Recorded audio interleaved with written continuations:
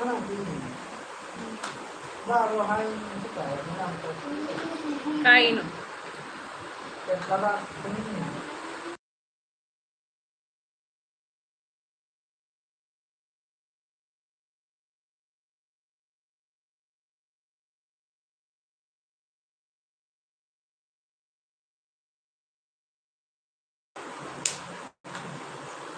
Hello everyone, welcome back to my channel. Meron po ng mga CD. So, taro na live kasi.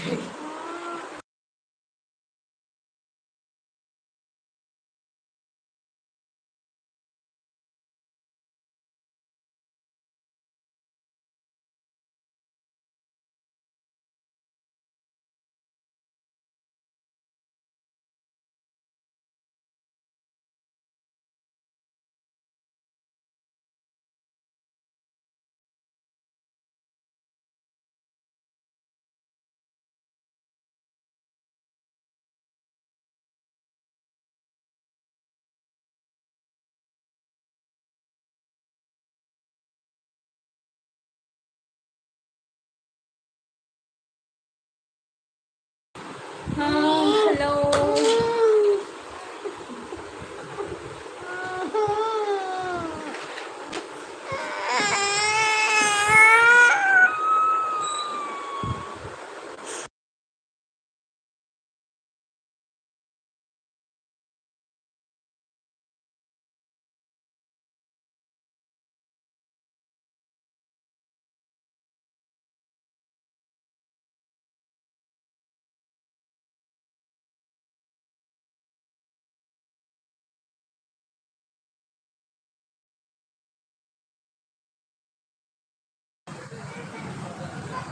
Hello, Ayuzi. Hello, namaste, Ayuzi. Hello.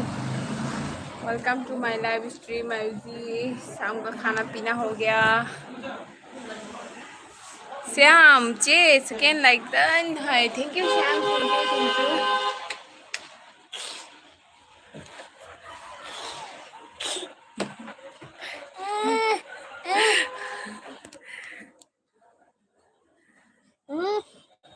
और loss ना boy is not coming. Loss अभी आ गया. अभी सुन पा रहे. Syam, चे चक्चा वो है.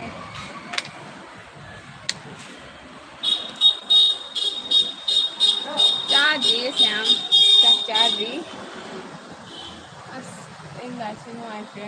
पानी खेलने पड़ेगी.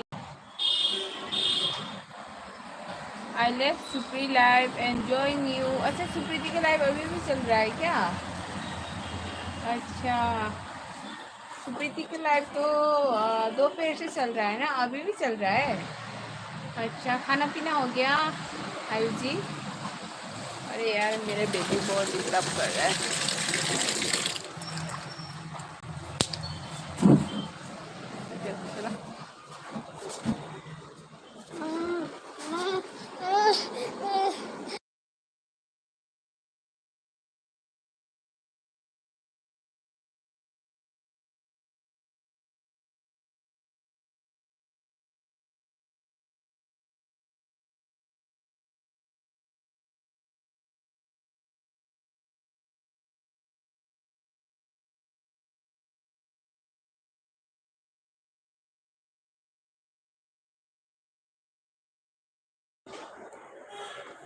अरे बेबी थोड़ा परेशान कर रहा है.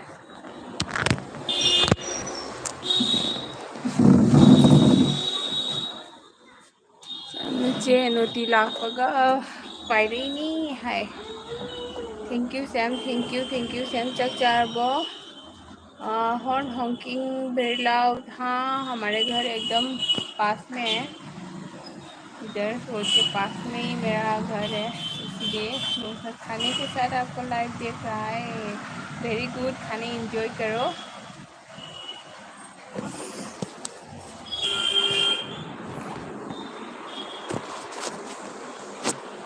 Hương lúc nãy nuôi thì nè ta lại to. Lại to mà ngã đã rất phụ lệ ba. Thalam này, lại khăn giờ.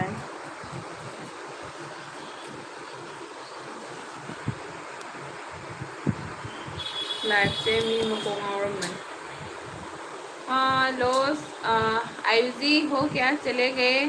चक्कर आ रहा होगा ना मेरे लाइव को, कभी इधर कभी उधर भागते भागते। श्याम चक चार बो करिंजंग चक के you look so young, thank you because I am already young. Hard to believe that you are। अच्छा, आजकल सब मेंटेनिंग जरूरी होता है। श्याम कहीं जंग चार गे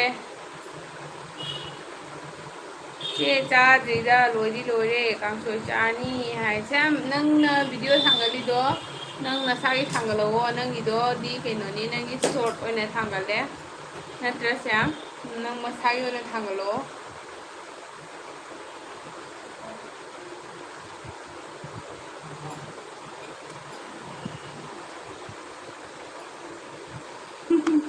मनीने श्याम ना हायंग को ना नसागी थांगनी को मतमदा नुंगाइरोयबको।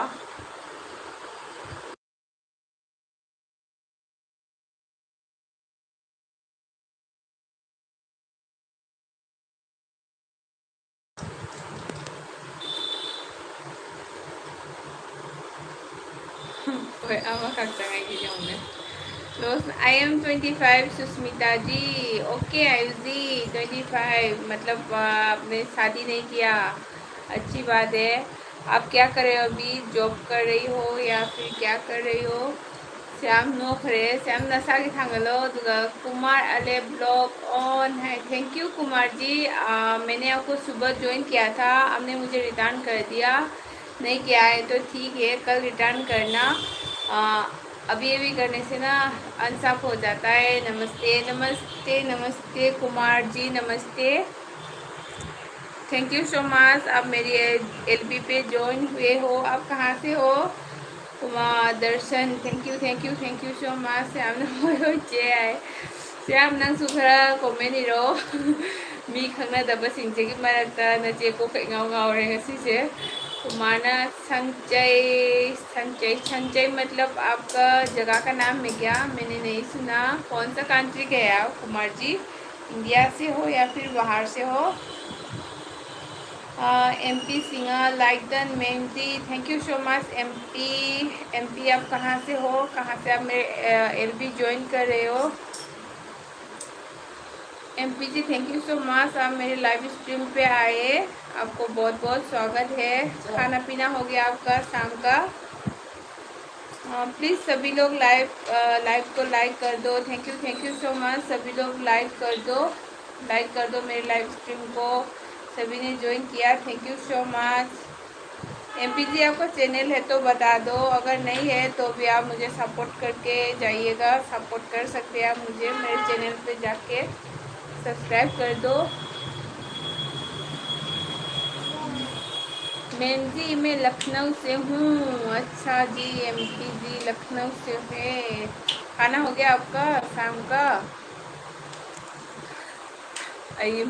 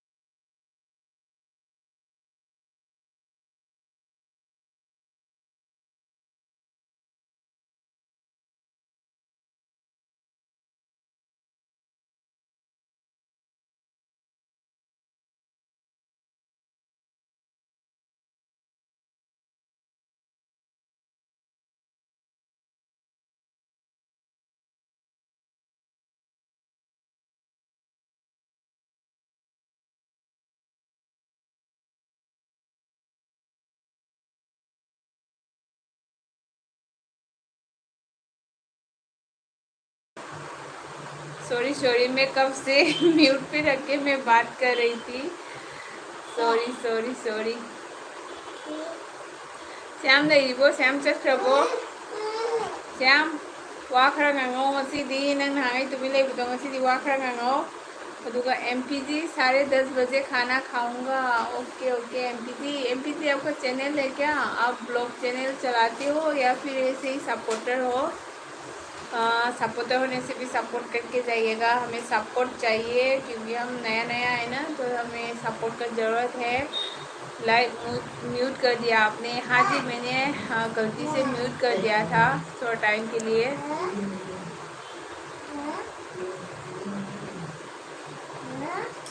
आज मेरे लाइव पे कोई नहीं आया है ज्वाइन करने, क्या हुआ पता नहीं, कौन कौन लाइव चला रहे हैं। जय श्री राधे राधे, राधे राधे MPG, राधे राधे।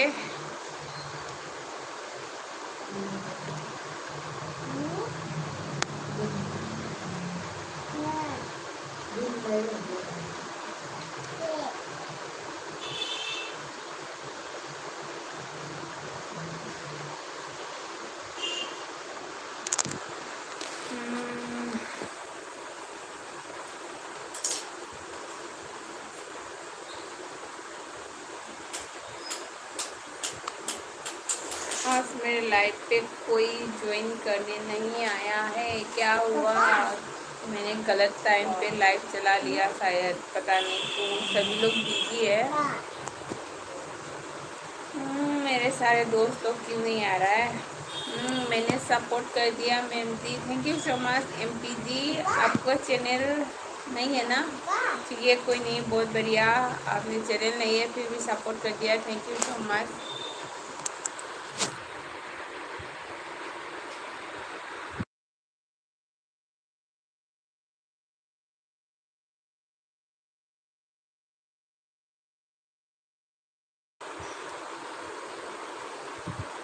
हेलो किरण, किरण चak charabo? Hi, hello किरण चak charabo? किरण की ngasai comment fangi, Kiran jam नोमे एक शॉर्ट वीडियो दा jam नोना है। और मैम जी घर पर सब लोग कैसे हैं? हाँ, हम सब बढ़िया है, हमारा छोटा सा परिवार है, भगवान की कृपा से सब बढ़िया है। आपका परिवार कैसा है? किरण चारे है, कई जांग चारे नो किरण, किरण चाहिए कदाई लगी नो इन्हें हाथ हंग खुबीरम दे। बस ओलांग मनना अखोईदी अदुम सुमाने अदुम सिंपल ले जब ओलांग जब ओलांगे सुमाने सुम सिंपल ले बसे खरसु है नहीं है। अदु श्याम चे अईगी फोन लापा अदुगी ngaतंग लेरगा चारगे हैं, अईगी फोन लापा अदुगी ngaतंग लेरगा चारगे हैरो चंगलन क्या हैरो श्याम, श्याम चटकिनोए अईबु मिरो लोन बसिंगी मरक थादोक नहीं तो अबदा। किरण सिलचरगिनी है, ओ किरण सिलचरगी को, किरण अखुन चुका सारगिनी रे किरण, आई चुका सारगिनी। किरण काय दले ये जूम दले ब्रो नत्रगा मपान दले bro. Ayuji Susmita ji, you are very beautiful, thank you Ayuji. Ayuji अभी भी सुप्रीति का LB चल रहा है क्या? पता नहीं, मैंने ज्वाइन किया था ना दोपहर को, जब आप भी थे तब मैं ज्वाइन किया था। ज्वाइन करके मैं सुप्रीति के पास आधा घंटा जैसे रुका, फिर मैं कहीं और लाइव पे ज्वाइन करने चली गई, उसके बाद तो मैंने नहीं देखा उसके लाइव। किरण मपानदले ही है, ओ क्या मपानदले बको? अच्छा किरण जी अखोई हेक कइनोम आंगांग सिंगो किरण को बोले अदुननी अइना नंग अहान बसा को नमिते किरण जे करब किरण ओइदोइनो अइना खाली अखोई आंगांग दो लाबा हाइना। कइन्यां चाइबा किरण? आप कहाँ से हो मैम जी? MPG मैं असम से हूँ, असम से मैं बिलोंग करती हूँ, अभी तो मैं बाहर रहती हूँ। श्याम ना मोबाइल लापगी फोन लापगी चलू रे चाकती ngaतंग लेरगा चारगे हाय हो श्याम फोन लापो चल श्याम नंगी थबक लोरबो?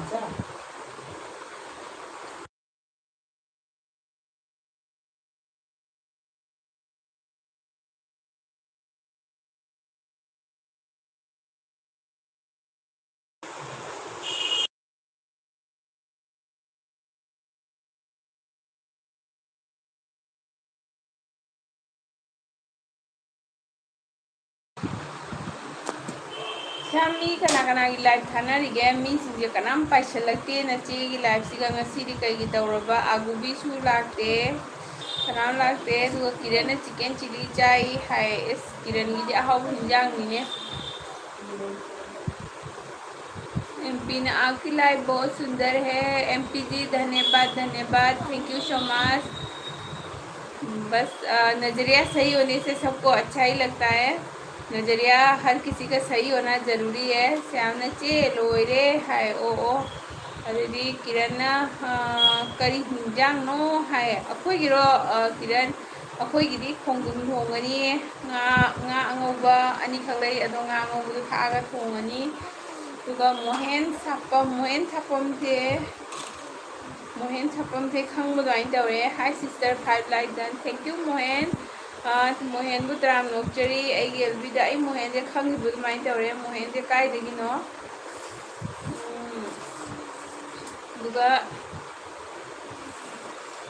श्यामना लेना नोटी लाए ओ लेना सुम थारग लेबनी लेना की तत्तना थारग लेबनी को अदुगा किरण मपान कायद लेबगे हाय ओ किरण आई हंजिसे क्वार्टर लेब दिल्ली दे लइए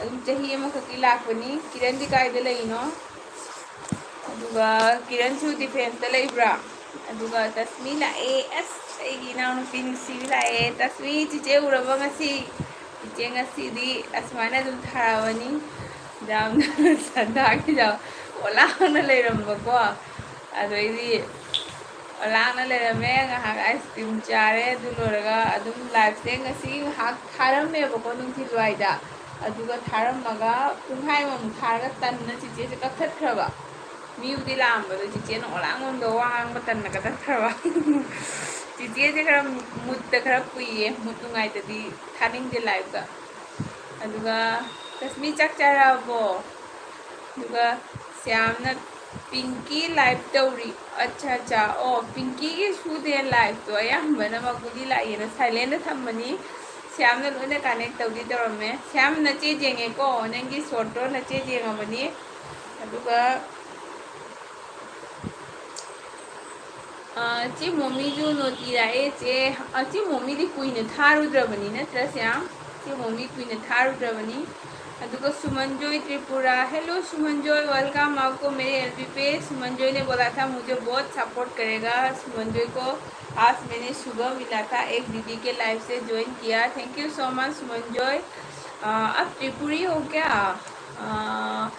सुमनजॉय? आप चैनल है आपका। Thank you so much सुमनजॉय।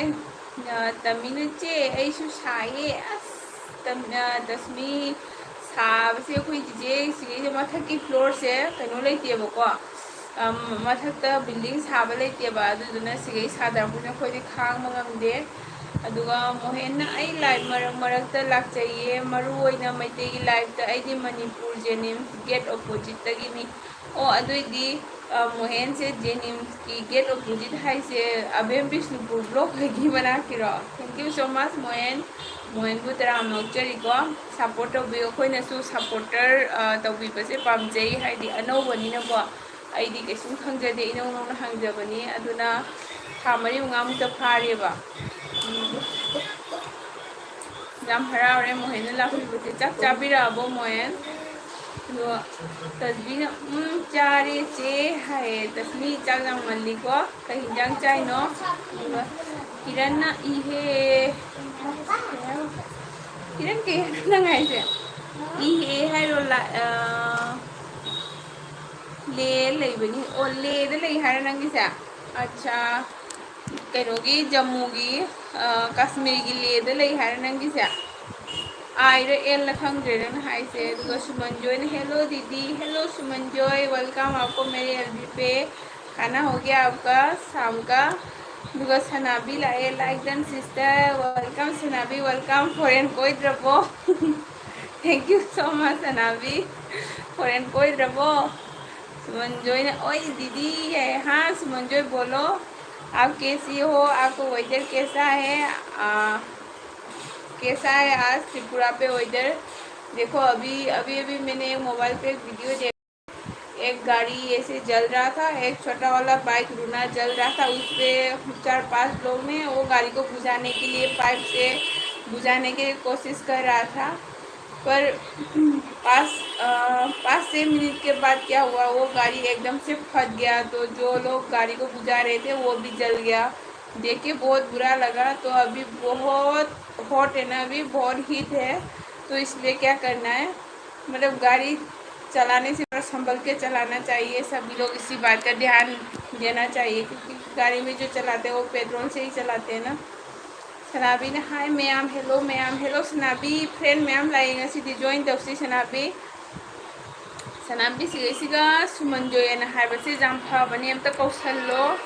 अदुगा अइंगोंदा ngasai join तौबिरैनी मागी चैनल लेतबा माले। अदुगा किरण ना होय हाय ओ किरण किरण इंग्रो साब्रो हंजिती दुगा अदुगा दी इंगो मफमिना को अई मखोजे हंजन कैनोना नमसल लेरे। अदुगा सनाबी नोखरे सनाबी सनाबी फोरेन चत्रबो नोखरे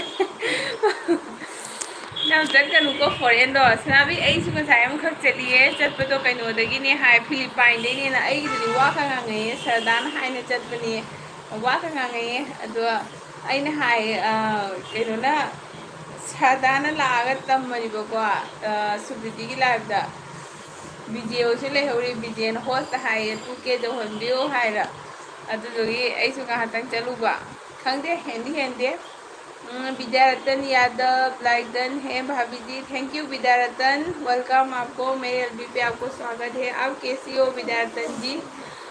सनाबी ने कायदे फोरेन दी कोई है ना खा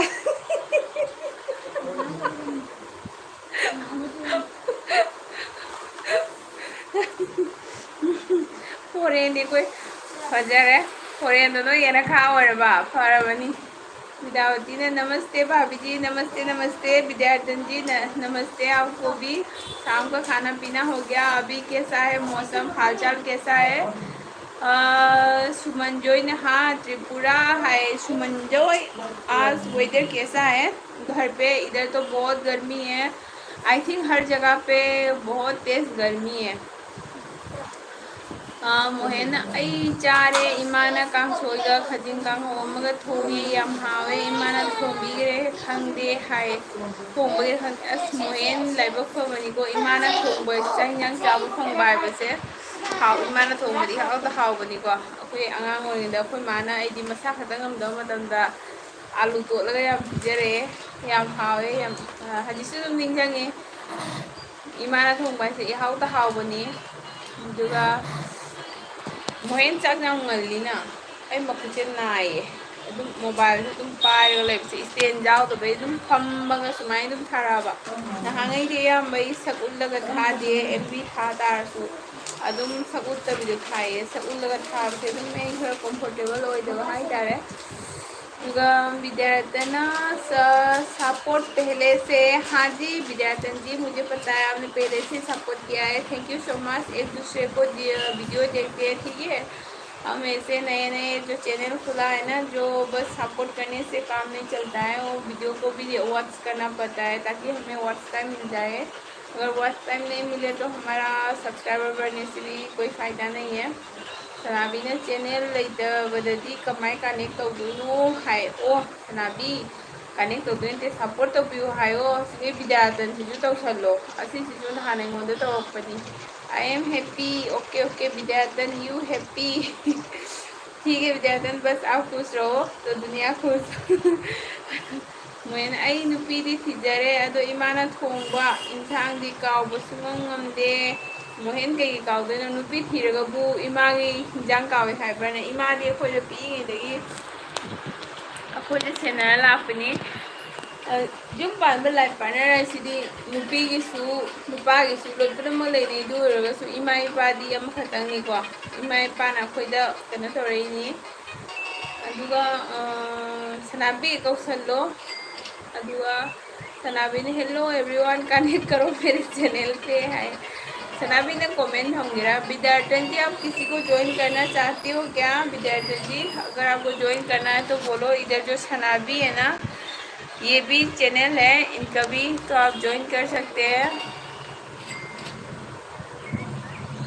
ꯁ꯭ꯌꯥꯝꯅ ꯅꯣꯡꯃ ꯀꯥꯏ ꯆꯠꯈ꯭ꯔꯃꯣꯒꯦ ꯄꯨꯂꯥꯎꯅ ꯃꯥꯡꯊꯣꯛꯈ꯭ꯔꯦ ꯁ꯭ꯌꯥꯝꯁꯦ ꯋꯥꯔꯤ ꯇꯥꯔ ꯂꯩꯔ ꯈꯪꯗꯦ ꯁꯅꯥꯕꯤ ꯀꯩ ꯍꯤꯟꯖꯥꯡ ꯆꯥꯔꯛꯑꯒꯦ फ्रेंड्स पहले वीडियो फुल वॉच करो फिर साफ करना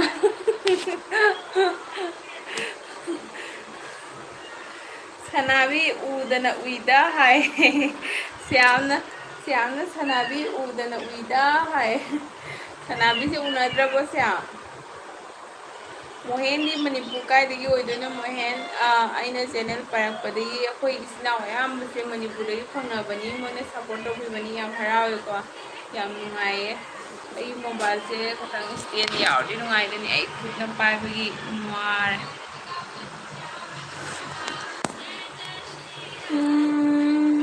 लॉस ना Susmita ji are you real no Los I am fake क्या हुआ आयुष जी मुझे रियल हो पूछ रहे हो नहीं मैं फेक हूँ मैं तो मैं हूँ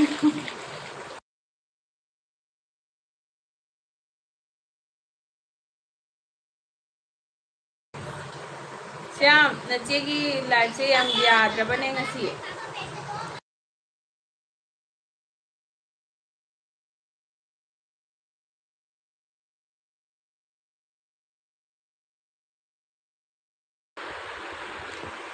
चे आई चे Momita ngatang koirubanida hai Shyam जो कोई गली श्याम चीजें से चे मोमिता तो पुंग क्या था तो जानो चीजें से पुंग अमा मुथा सिरा खंगे जेगी चे मोमिता तो इदी मा था नि खंगे मा नुटी था दबदुगा I see how can a person be so beautiful like you? No, Ayush. मजाक कर रहे हो ना? Thank you so much, Ayush. Sanabi na Siam bro, ay video yung view. Hay, Siam video yung view ko. Punda.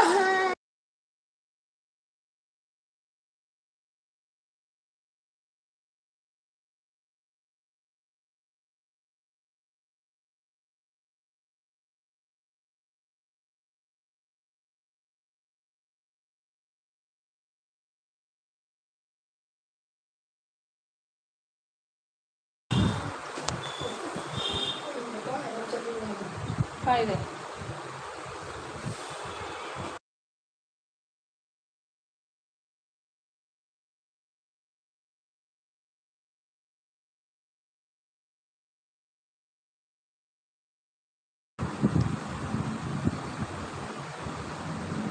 Sinabi na Siam bro, i-video yung view. Hay, to sinabi na full watch the view ko. Hay, to Siam na. Si, adudi, hengatari, hay.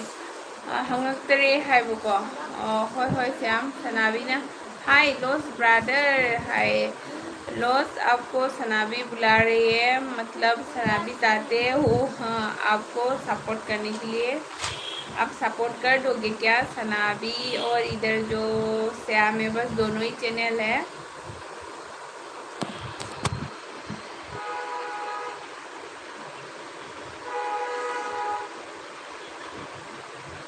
श्यामना कई नुमिते येंगो hi no हाय सनाबी ने video थांगद्रो थांगलगनी श्यामना जेंगदोसे कई नुमिते येंगो hi no हाय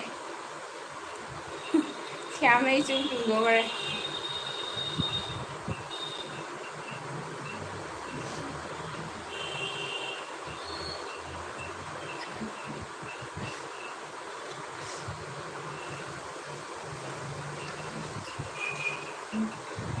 श्यामना कई गिनो नोखरिसे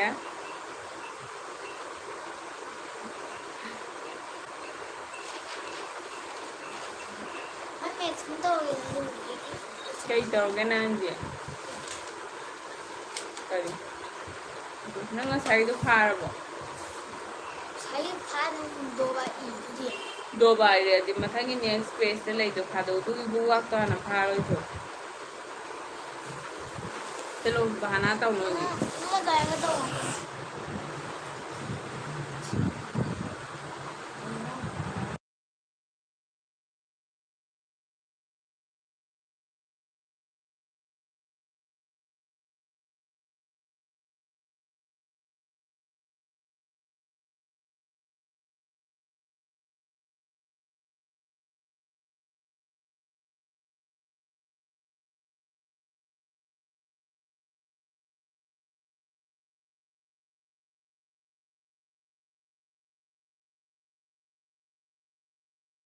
ꯑꯩꯒꯤ ꯂꯥꯏꯐꯁꯦ ꯑꯃꯨꯛꯀ ꯃ꯭ꯌꯨꯠꯇ ꯂꯩꯔꯝꯃꯦ ꯍꯥ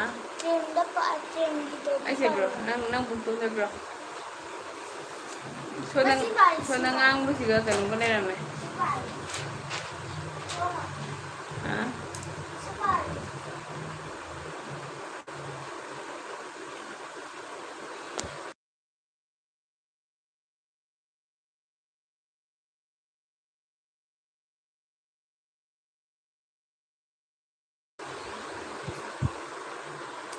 ꯅꯨꯃꯤꯠꯇꯤ ꯍꯥꯏꯗꯦ ꯌꯦꯡꯉꯣꯗꯤ ꯍꯥꯏ ꯁꯅꯥꯕꯤ ꯆꯠꯂꯕꯣ ꯍꯥꯏ ꯁꯅꯥꯕꯤꯅ ꯍꯥꯏꯕ ꯍꯧꯖꯤꯛꯃꯛ ꯌꯦꯡꯉꯣ ꯍꯥꯏ ꯁ꯭ꯌꯥꯝꯅ ꯍꯧꯖꯤꯛꯃꯛ ꯌꯦꯡꯉꯣ ꯍꯥꯏꯔꯛꯄꯗꯣ ꯐꯪꯕ꯭ꯔꯦ ꯈꯪꯈꯔꯦ दोस्तों हाउ कैन आई से नहीं नहीं लॉस थैंक यू राजस्थान में बहुत अच्छे नेकलेस मिलते हैं ओके लॉस राजस्थान में और क्या क्या चीज़ पॉपुलर है मैं भी जब छोटी थी तब मैं भी राजस्थान में रह चुकी हूँ राजस्थान जयपुर में मैं भी रह चुकी हूँ ऊंची में अभी मेरा बेबी पूछ रहे सच्ची में रह चुके हैं क्या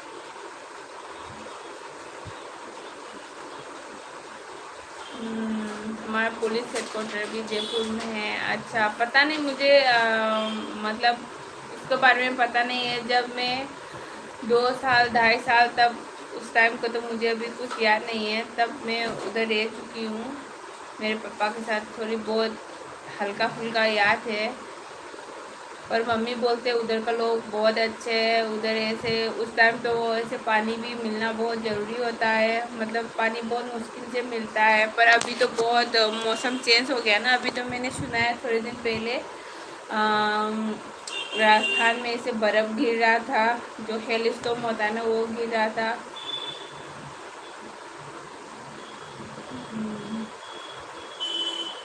okay okay thank you so much Shyam लेरिबो दिखाया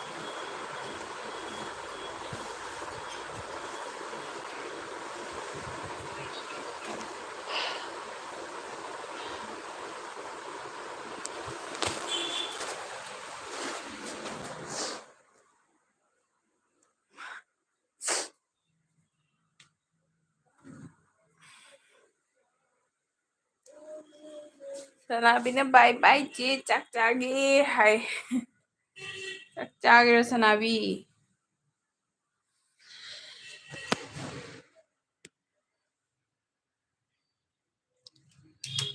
बनाना है जे कनानो सनाबी याम नुआइते है कहिनो श्याम बनाना है दिया बनाना है तो मोर फॉरेन पे वाली नहीं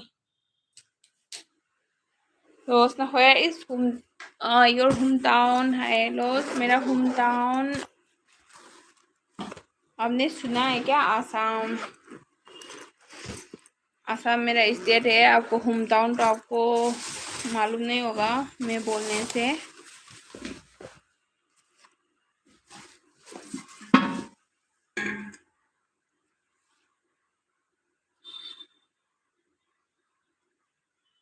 कईनो है सिबू सनाबी दे बनाना है मीगी ममिंग लो श्याम अइदी मोइना फागी तौनबदुगी वारीरा हाइबा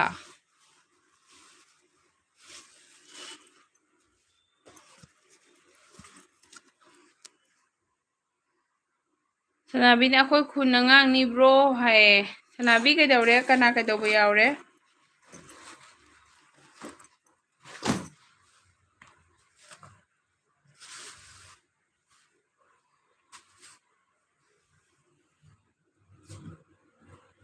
नंगिसिदि अमा खतंगना ओकद्रो अनिमक तौददि यारोई तौरसिना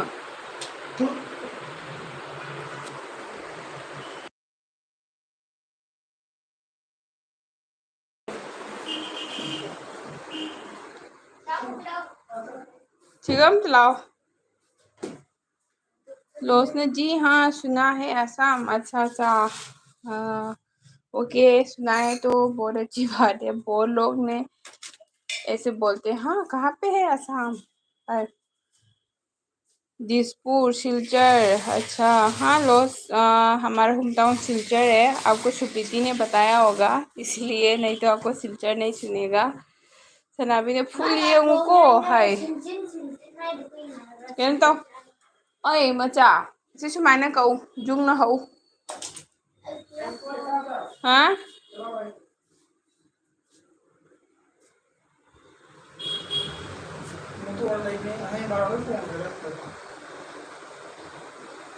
अजी के दो दो मोटर से खराब होइनी हजी थोंगेबा अदो हयेंग थबदी। अच्छा मचा सियाना तौरमुसे नंग अतै कैम तौनु हक्ता हमु हक्ता हमु सनाबी ने फुल येंगुको हाय दो श्याम ने चे आई चाक चारुहिगे हाय। श्याम चाथो चाथो। लोस ने डिब्रूगढ़ अरुणाचल प्रदेश में दीमापुर गारो खासी हिल्स है। ओके आयुष जी आपको बहुत अच्छे से मालूम है। गारो खासी हिल्स तो दूर है थोड़ा हमारे उधर से।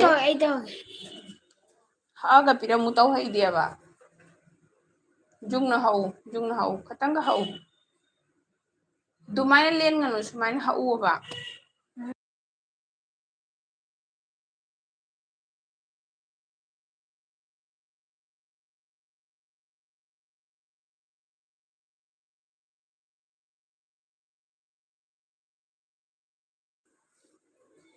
ꯑꯣ ꯗꯤꯀꯦ ꯂꯥꯛꯑꯦꯅꯦ ꯗꯤꯀꯦ ꯆꯠꯈ꯭ꯔꯕꯣ ꯂꯥꯛꯑꯒ ꯍꯨꯁꯨꯃꯤꯇꯥ ꯍꯥꯏ ꯆꯠꯈ꯭ꯔꯕꯣ ꯑꯗꯨꯒ ꯁꯌꯥꯝꯅ ꯕꯟꯗꯅꯥ ꯍꯥꯏꯕ ꯑꯣꯏꯔꯝꯃꯦ ꯆꯦ ꯍꯥꯏ ꯑꯣ ꯑꯣ ꯁꯌꯥꯝ ꯅꯨꯡꯉꯥꯏꯇꯦ ꯀꯩꯗꯧꯔꯒꯦ ꯀꯩꯅꯣꯒꯤꯗꯨꯔꯣ ꯀꯩꯗꯧꯔꯦ ꯁꯌꯥꯝ ꯀꯁꯥꯒꯤꯔꯅꯦ ꯁꯅꯥꯕꯤꯁꯦ ꯀꯁꯥꯒꯤꯔꯣ ꯁꯌꯥꯝ ꯑꯩꯗꯤ ꯈꯪꯗꯦꯅꯦ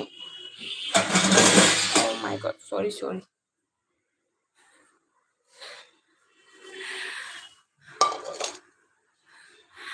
श्याम और होस्ट लॉस ने लाइक डन है। थैंक यू लॉस आपने वापस लौटने का टाइम लाइक किया है। Thank you so much.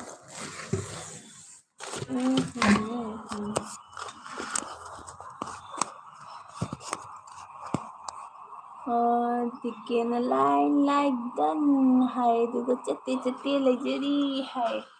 Love you thank you so much love you.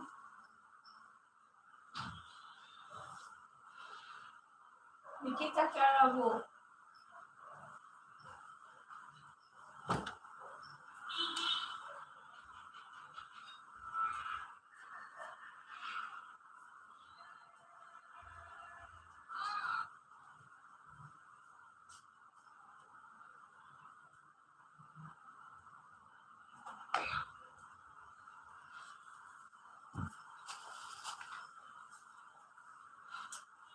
Luxury है क्या कुछ थाबा सुमिता है। 38 मिनट सूरे 38 मिनट तुम्हारा सूरे थाबा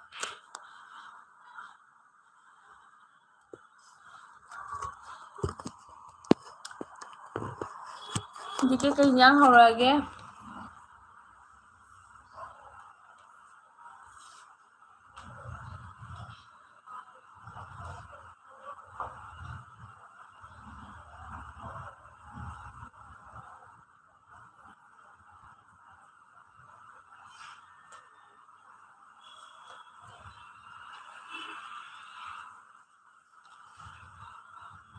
ओ ऐसी थारा रोहन दी गई तू था वो नंगे था ने के सुनता था दे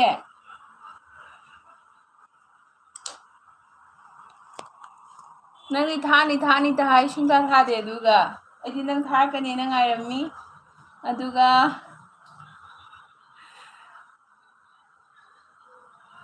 ꯑꯩꯒꯤ ꯂꯥꯏꯐꯁꯦ ꯉꯁꯤ ꯃꯤ ꯃꯀꯣꯛ ꯉꯥꯎꯔꯅꯤ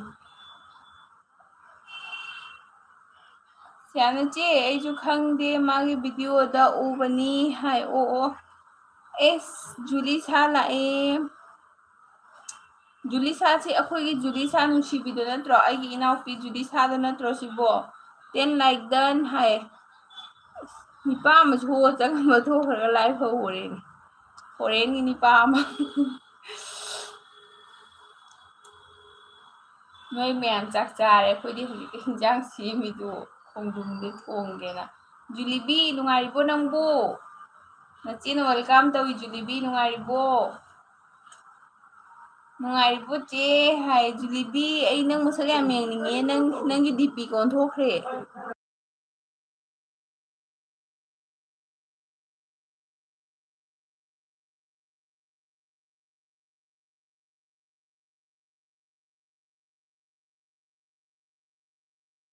ꯑꯩ ꯃꯈꯨꯠꯁꯦ ꯂꯦꯡꯕꯗ ꯍꯦꯛꯇꯅꯦ ꯃ꯭ꯌꯨꯠ ꯂꯩꯔꯝꯒꯗꯕꯅꯤ ꯖꯨꯂꯤ ꯅꯪ ꯀꯩꯗꯧꯔꯒꯦ ꯀꯨꯏꯔꯦ ꯎꯈꯤꯗꯕ ꯆꯦ ꯑꯩꯁꯨ ꯑꯗꯨꯝ ꯅꯨꯡꯉꯥꯏꯔꯤ ꯍꯥꯏꯔꯒꯦ ꯍꯥꯏ ꯀꯩꯗꯧꯔꯒꯦ ꯖꯨꯂꯤ ꯌꯨꯝꯗ ꯀꯔꯤ ꯀꯔꯤ ꯄ꯭ꯔꯣꯕ꯭ꯂꯦꯝꯒ ꯑꯣꯏꯕ ꯌꯥꯎꯕ꯭ꯔꯣ ꯅꯪ ꯁꯨꯡꯎ ꯎꯈꯤꯗ꯭ꯔꯦ ꯖꯨꯂꯤꯕꯤ ꯅꯨꯡꯉꯥꯏꯇꯦ ꯅꯪ ꯎꯅꯗꯕꯗꯣ ꯀꯨꯏꯔꯦ ꯅꯪ ꯎꯅꯗꯕ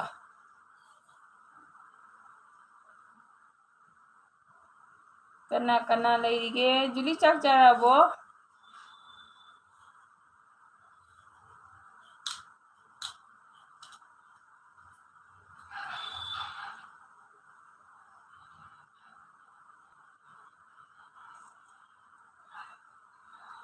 ꯆꯦ ꯑꯩ ꯌꯨꯝꯗ ꯂꯩꯇ꯭ꯔꯦ ꯁꯤꯝꯂꯥꯗ ꯂꯩꯌꯦ ꯍꯥꯏ ꯑꯦ ꯖꯨꯂꯤ ꯅꯪꯗꯤ ꯁꯤꯝꯂꯥꯗ ꯀꯩꯗꯧꯔꯤꯕ ꯀꯣꯏꯔꯤꯔꯣ ꯅꯠꯇ꯭ꯔꯒ ꯀꯩꯗꯧꯔ ꯅꯪꯕꯨ ꯂꯨꯍꯣꯡꯉꯕꯅꯦ ꯈꯔꯗꯤ ꯂꯥꯏꯐꯇ ꯊꯦꯡꯅꯔ ꯅꯪꯕꯨ ꯂꯨꯍꯣꯡꯈ꯭ꯔꯕꯣ अदुगा सुमंजय त्रिपुराना दीदी आपका हाल चाल कैसा है आपका खाना खाया जी नहीं सुमंजय मेरा अभी तक खाना नहीं हुआ मेरा हाल चाल तो बस बहुत गर्मी है ना बस गर्मी झेल रही हूँ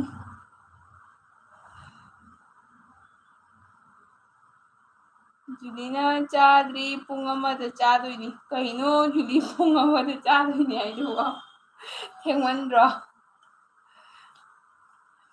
अखोइसु जुली तुम्बद अदुमाइ दुम पुंग अमरोम ताइये अदो आंगांग वेकेशन लेबगी दुम खतंग थेंग हौगलसु जाय आंगांग स्कूल लेदि अमु आंगांगी नंगनब खोनब हौगतपदा वाइदा ओलांग चंगपस ताइयोनबने दिकेसे यामजांग चटखिदा ngasidi श्यामने चाक चागे हादो मासु चाकला भंगदी यामयांग चखिए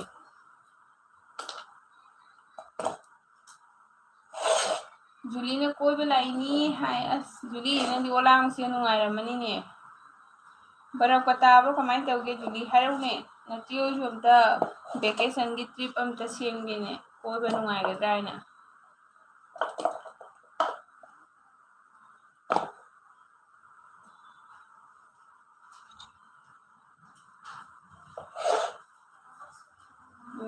कदोराना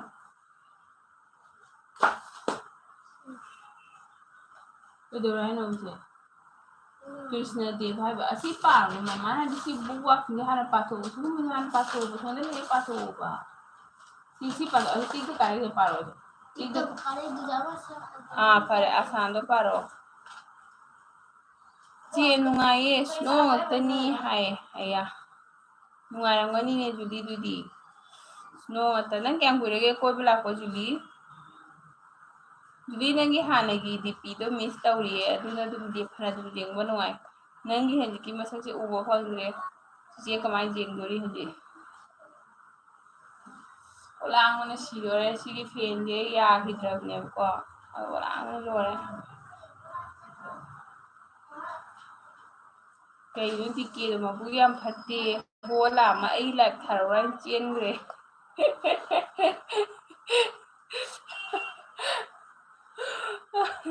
अस कोई प्रेरणा लाए चिचे यलवी बपुंभान ब प्रेरणा लाए जेसुस हाय मुसिया दिले का कत्तब थोखरे मी पाहाउद्रे ब प्रेरणा कयाइनो पाहाउद्रे अमुकैरो बाबाना चेरकनी न तुमिन्ना हाय न लाइक पालोरबो दो बिजेना ओस बिजे Keanu 1 10 100 1000 10000 1 lakh 11,111 like done night thank you बिजे मसक फजबो फजब फजब पानी पाओ मीठा है भ्रमरों का गुंजन कैसा होता है मीठा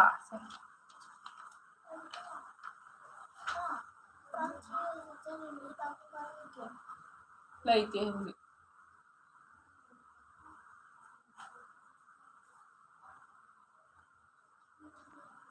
जुली ने चे कुइरे वन मंथ फारक तोरे है अस जुली नंदुदी याम कोइथरे याम नुंगाइरमनिबो जुली याम नुंगाइब्रो enjoy तौरो blog नमद्रबो Julie blog NaMo फजा फजा मफमदा reel सेमो blog NaMo बिजेना wow yam फजेको hi thank you आइगी उपानी पान थागतदी कना थागतुइनो बिजे फजबा नते सुजा मोला मुसेना चीदी क्रीम गंबुक तैदे ताइफेट ताइबने चंपुत मानने दोना तो खोंदुमजु चंपुत चागे तौरिए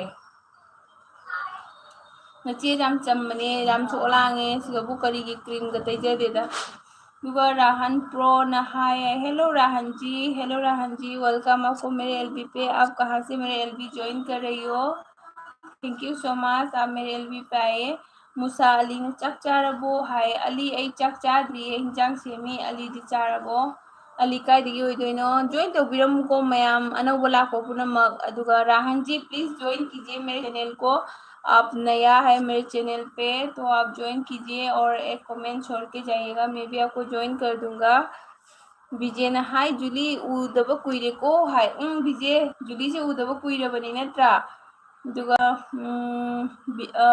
जुली ना दा विजय होय कुइरे उनदबा हाय जुली से आई हानगी माई डीपीदो याम नुसीबो अस अखोगी इचे नुसीबी लाए इचे मगुल लेबी इचे लाए 13 लाइक दन मयामसु तौबिरमो hi thank you so much चे नुंगारिबो अखोगी इचे पारी मोम से लाए जाम केनो चिंजाबा Minicoy मथौ चिंजाबा आइगिदा लाक्पिरी thank you so much चे कमाई तौगे दोंददी केनो से वेदर से कमाई तौगे कोई सिगदी लोरेदा अलोई बिदे लोरेदा अदुगा राहन की फ्लैग ये खंगबा ngamdre सॉरी राहन आप कहाँ से बिलोंग करते हुए फ्लैग मुझे समझ में नहीं आ रहा है कहाँ का है सॉरी मेरा थोड़ा आईक्यू लेवल थोड़ा वीक हो गया सॉरी राहन आप प्लीज बता दो आप लिख के दुगा इचे ना हायरे इनाउदी याम नुसीए थैंक यू इचे नुसीबी थैंक यू इचे ना नुसीबीबगी थागत पीरिने चे चाक चाराबो अखोईगिदी हंजिते संदा तारिचे सिगेसिगा पुंग निपान तारदुदोना हंजिते हिंजांग सेमे चाक थोंगेना अदुगा जुली ना हाय चे पारी उदा कुइरे हायदुरी जुली नचे इदा लादी उदा उदबा उई नत्रा अदुगा एडिटर एल्दोस ना आई एम फ्रॉम लाइकोल विलेज नेम नीलू टूर कनानु ने कनानु एडिटर से लाइकोल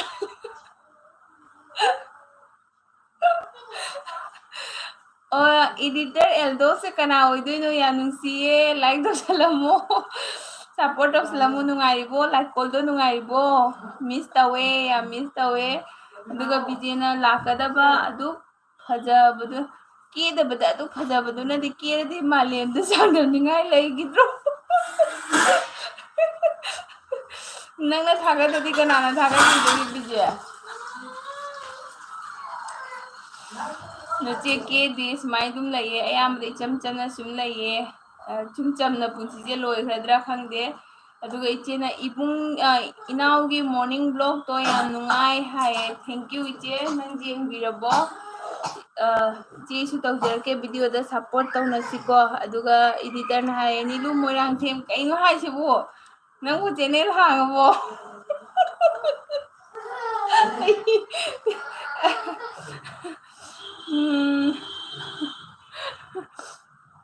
नुदो चागा लाइव ते जाउरे हे चाक चारबो इनाव अदुगा मल्लो कनानो सिबु कनाना पाइरेनो नंगनबु लाइव जाउरमगद्रो इथाजदि अदुगा अखोय जुमदा लाक्तरबने अदुगा इचे पारिन हाय अखोय पुनमक लोइना मितेगी मगुन लइबनी अखोय पुनमक मिते नुसीबा ngaktani होय इचे मिते नुसीबा ngaktani ओलामन सिरेसी फेनदि यादरने नहान चाखरे कनो तौदना कन्ना सुम था लेमनगिदना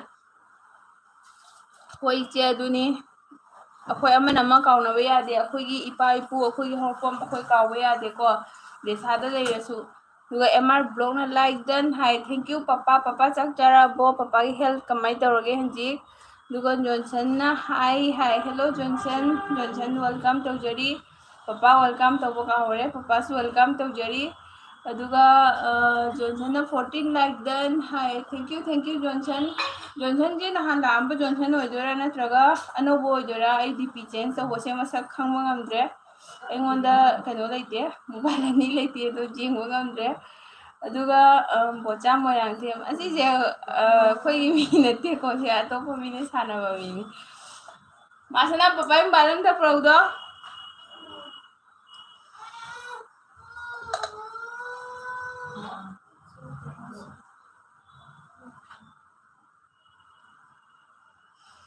ओलांग मने सीरे को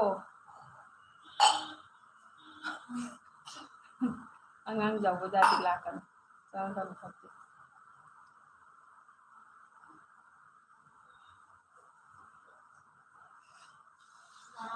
olang na lore मैम कमाई कमाई थौनरी के वेदर रो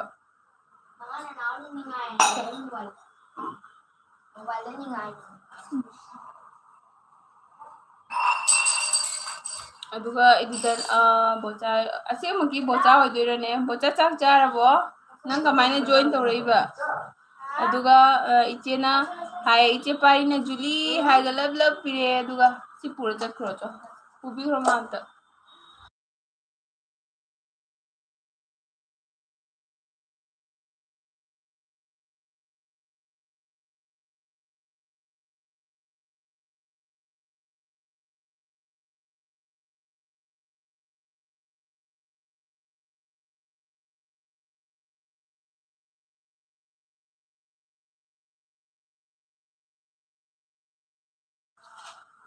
लांग मन लोरे को अदुगा इचेना हाय जुली लब लब हायना इचेना अइसु चाक लोसलुगे को हाय होय होय इचे कनो चाक लोसनबिरो अदुगा इचेना अखोई पुनमक सपोर्ट तौमिनसी हाय तौमिनसी अखोइदि अमुक हेना मथौ ताई को अदुगा लोसना you have the best smile of the world Susmita hi thank you Los thank you so much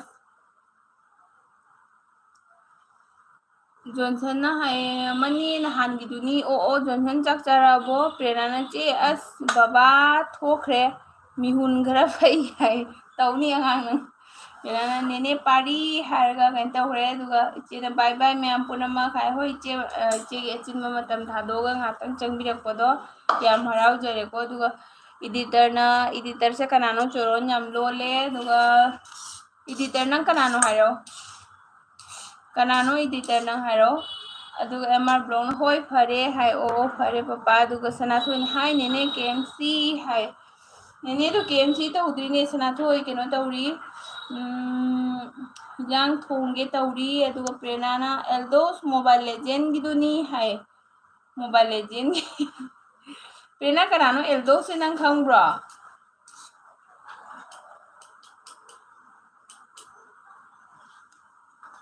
इसाने 15 like then हाय दुगा मयाम पुनेम जरी हाय सनाथोइना Rosna, your eyes are very attractive. Susmita, hi. Thank you so much. Machan, hi. Hi, che chak char wo. As ngasidi machan du lakpi harauriye. Machan nungaribo.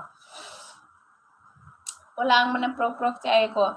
अदुगा अइना फंबा कासे फेन लेते अदुगा चेपाइने प्रेरणा नुसिबी हाय चिचेना चलमदाते प्रेरणा कोरमे अदुगा प्रेरणाना ही सिरम दोरे थोखरे हा लाइरिक्सु अमुक पाना याउरिबनी अइगी support तौबदी काइना याती काइबी यादे बिजे चटखरबो अदुगा पापाना थोकते लई mobile disturb तौरुरे ओ पापा हो किसु काइदेदा अदुगा सिगेसी आंगांग से खंगदबम जावरे काइजे एडिटर एल्दोस सब्सक्राइब सब तौसलमुको support तौसलमो Nana खंगी me गइसु लोइना खंगी the sub तौसलमु अदुगा मचना नुंगाइरिये चे याम साइदो साद्रो हबस मचन लोरे सि लोरे तो प्रेरणा अꯩꯒꯤ सपोर्ट तौबदी काबे यादे अदुम लाइरिक पुकनिंग चंगी फोन नी पाइरसु आई जाई अगांग नंग गोद गिफ्टेनी अलोइबिनिको पेना चिची से जेंग बजाद्रबो अदुगा पपाना है प्रेना मचा तोंबी चलू खिगेको है मचा तो चलो पपा थोगे हाइरो अदुगा प्रेना ना पपा होय है अदुगा चनू ना 16 लाइक देन है थैंक यू चनू चनू की वीडियो दो ब्लाइंड मेकअप की दो चनू मोंग जाम तागरे चनू की कंटेंट फजे फजे बखल खल का जाम पुथरे चनू याम मोंग तारे नंगी दो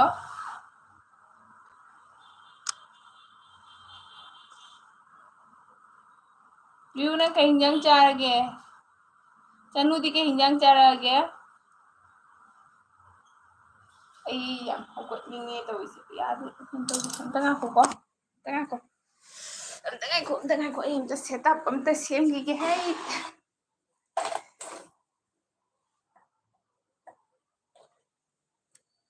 आई setup से जार रोई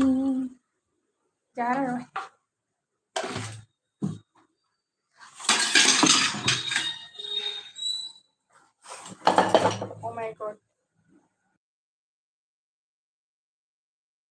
thank you चे हवाई चारे चे होइदी के हिंजांग चागे चनू को खोंगदुम थोंगे तौरी हंजिक थोंगे तौरी हंजिक थोंगनी हंजिक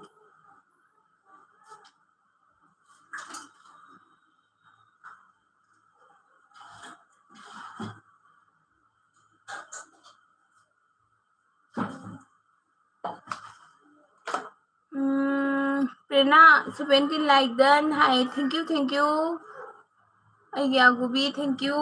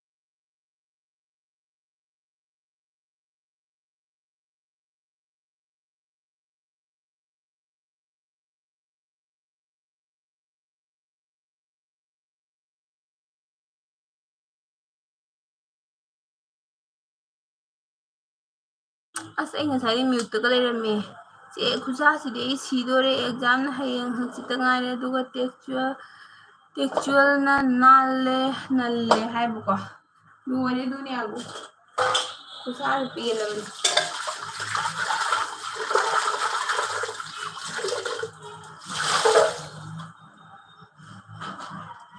खुसा पेलबने आगुबी चिचे से चामु थोंगलगे अदुना मी मको ngaउने ने चिचे ना कनो तौद्रबा असुमाइना ममहलगा नंग कहीं चाइनो खुसा को ये ngaraंगिदो तनने पुंखाय फारा कथलबा अदुदी अदुम जांगना सुंगरांगि तुंग्रबा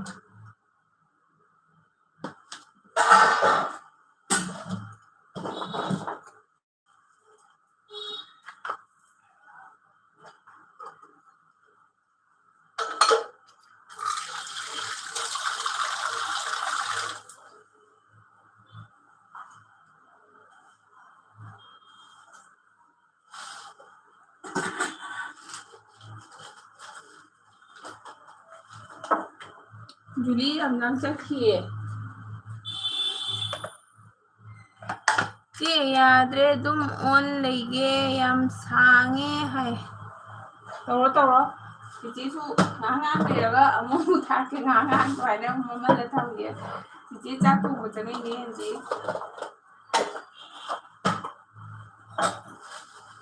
प्रेरणा जाद्रबो चिची की ngasi की लाइक कर दिकी के चेन रे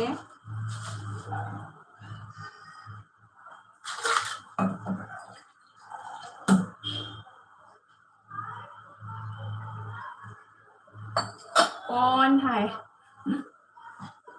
lấy rồi on lấy rồi अरे दो मैं आप कमेंट कर दो प्लीज़, कौन कौन है मेरे एलबी पे अगर ज्वाइन किया है तो प्लीज़ कमेंट कर दो। कमेंट करेगा तो पता चलेगा कहाँ से ज्वाइन किया है, कमेंट कर दो प्लीज़।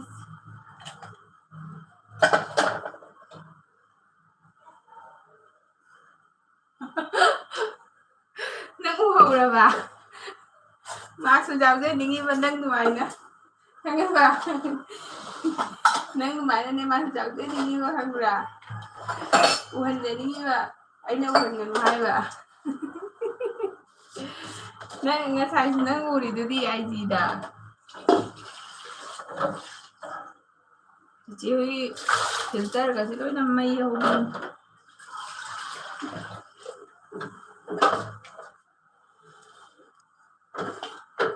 ꯑꯩ ꯑꯝꯇ ꯀꯩꯅꯣ ꯇꯧꯈꯠꯄꯤꯒꯦ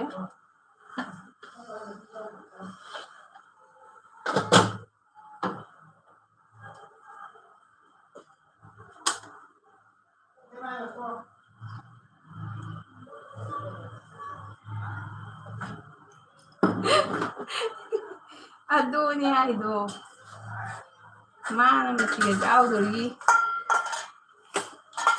ꯃꯔꯣꯟ ꯑꯃ ꯃꯥꯁꯨ 이마 이 강이니 진짜 똥 그대로기냐 마이 라이프 미가 어찌해 그래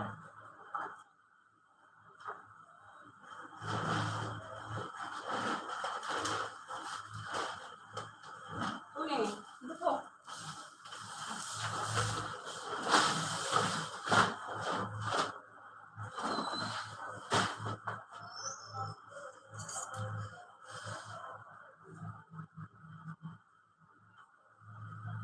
클래스 어흥ꯈꯛꯅꯤ ꯈꯦꯠꯅꯔꯤꯁꯤ ꯍꯣꯏꯌꯦ ꯍꯣꯏꯌꯦ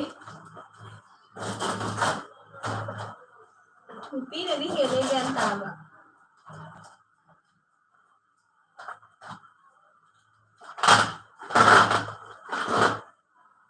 ꯅꯨꯄꯤꯅ ꯒ꯭ꯌꯥꯟ ꯇꯥꯕ ꯍꯦꯜꯂꯦ ꯌꯥꯝꯅ ꯅꯨꯄꯥ ꯈꯤꯇꯪ ꯋꯥꯏꯌꯦ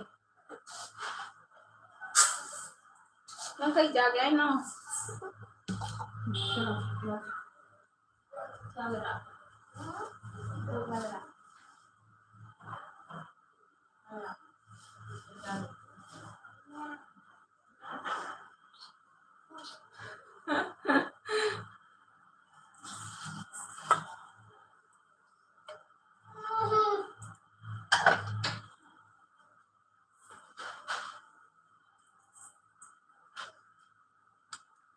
ꯀꯌꯥꯝꯕ ꯆꯦ ꯃꯊꯪꯗꯤ ꯑꯩꯅꯦ ꯀꯥꯗꯣꯏꯁꯦ ꯆꯍꯤ ꯊꯦꯡꯉꯦ ꯇꯝꯕ ꯍꯥꯏ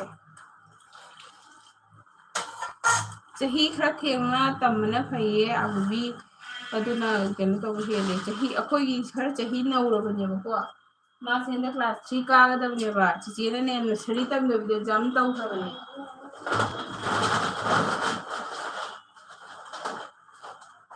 ꯑꯩꯈꯣꯏꯁꯦ ꯆꯍꯤ ꯌꯥꯡꯈ꯭ꯔꯕꯅꯦ ꯑꯃꯨꯕꯤ ꯍꯣꯏꯅꯦ ꯒ꯭ꯌꯥꯟ ꯇꯥꯕ ꯅꯨꯄꯤꯅ ꯍꯦꯜꯂꯤ ꯐꯠꯇꯕꯁꯨ ꯅꯨꯄꯤꯅ ꯍꯦꯟꯕꯅꯤ ꯐꯔꯝꯕꯅꯤ ꯁꯤ ꯑꯣꯏꯔꯗꯤ ꯑꯩꯁꯨ ꯅꯨꯄꯤꯅꯤ ꯍꯣꯏ ꯍꯥꯏꯔꯁꯤꯔꯣ ꯄꯦꯜꯂꯦꯍꯦ ꯑꯩ ꯅꯪꯒꯤ ꯋꯥꯔꯤꯁꯦ हर्षान on hi connected sister hello Harsha ji welcome welcome आपको मेरी एलबी पे वेलकम है thank you so much Harsha ji पर मैंने आपको बोला था कल कार्डिंग कीजिएगा तो आपने आज ही कर दिया मतलब ऐसे ना तुरंत तुरंत रिटर्न करने से ना अनसब हो जाता है इसलिए मैंने बोला है कल कार्डिंग करने के लिए फिर आपने कर दिया कोई नहीं चलो ठीक है थैंक यू सो मच आप मेरे एलबी पे आए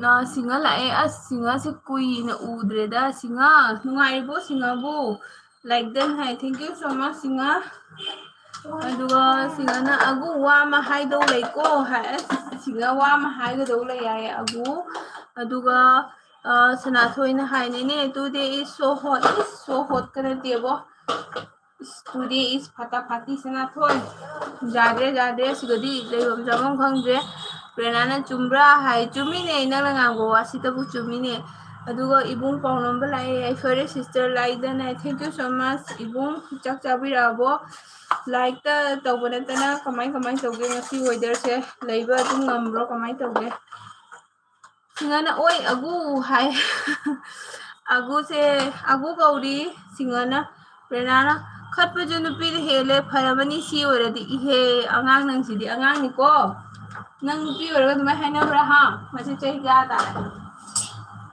दुगा कई हाइगे सिंगा हाय हाय कका कौ दुगा इबुंग पौनमना करीनो मयांगी मरोन ga lolam misina o ibung LB siga ngasai atopa nupi amkhak hindi lon bangkhak join tawrakpa ko adugini ibung mang lakpudo idum lolam miba aduni singana agu walai ko hai singa kaidawre duga harsana lab hai harsa khana ho gaya aduga प्रेरणा कईनो वादो हाइरो हाइरनो खरे हर्षाना which language you talk है Harsha it's Manipuri language Harsha आपने कभी नहीं सुना क्या मणिपुरी बहुत ज़्यादा है हर जगह पे मणिपुरी है बुंगना है वारी वारी वानो हनुबा इबुंग कयाइनो हा लौसन बंगमद्रे लौसन बंगमद्रे कयाइनो दुगा सिंगना है आगु नंग जुकर प्रो हाइबी नोए आगांग सिगा आगांग आगांग आगु बिसे आगांग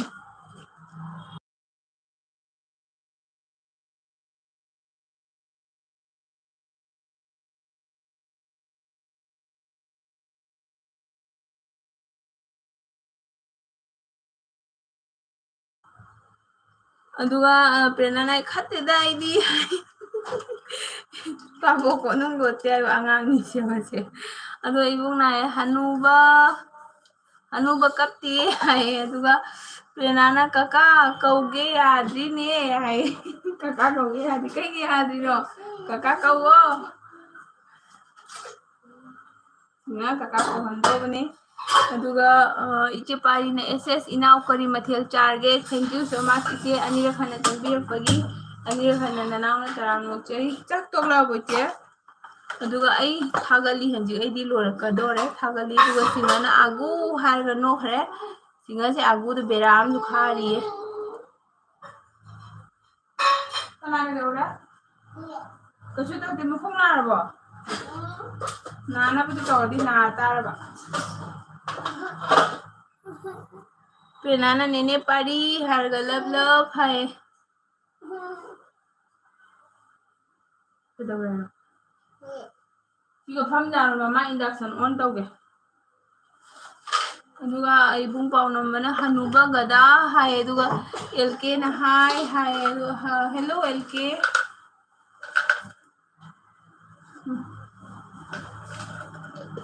हेलो एलके वेलकम टू जरी आई एलबी दा अनोब इस्नाउ सिंगना खरा सपोर्ट तौबिरमो चैनल से अदुगा एलके ना चक चारबो हाय चक चादी एलके चक थोंगी लोइदोरे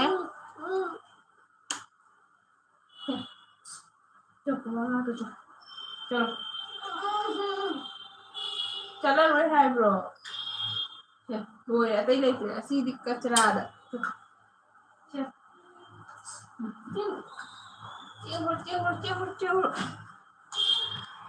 एलके चक चारबो एलके से अनौबा ओइबा माले खरा सपोर्ट तौसन बिरमो लाक इने सिगा चैनल खरा सपोर्ट तौबियो दुगा बेल आइकन सुनमबियो वीडियो थांगलप मतमदा उनबा इबुंग पाउनमबना हाय इतेमा सोनिया कांसो इना चारे इतेमदी हारगा नोखरे हराउना दुगा इबुंगना चाद्रिये हाय कइनो कांसो चारे दो चाद्री हाय इबुंग से हर्षाना मैंने नहीं सुना बट इट्स ओके है अरे हर्षा जी हम इंडिया में रहते हैं हम सब इंडिया का ही है एक ही परिवार के हैं तो सबको मालूम होना चाहिए Harsha ji thank you so much Harsha ji आप कहाँ से हो ओके हाय चेना एसएस इनाउ चा दिए चा तौरी हाय ओमा पीगे पीगे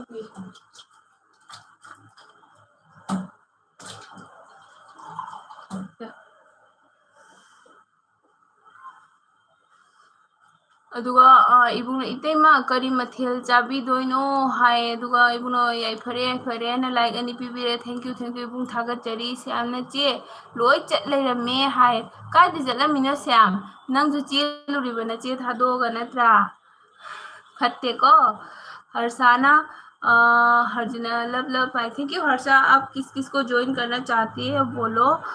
आप इधर जो आया है ना ये श्याम, आप इसको भी ज्वाइन कर सकते हो। आपको ब्लू चाहिए तो बता दो। और इधर ऊपर है जो पारी मोम, ये दीदी का भी मोनो चैनल है, बहुत बड़ा है, आप ज्वाइन कर सकते हैं। आपको एक कमेंट ड्रॉप करना पड़ेगा, मिल जाएगा आपको रिटर्न दुआ।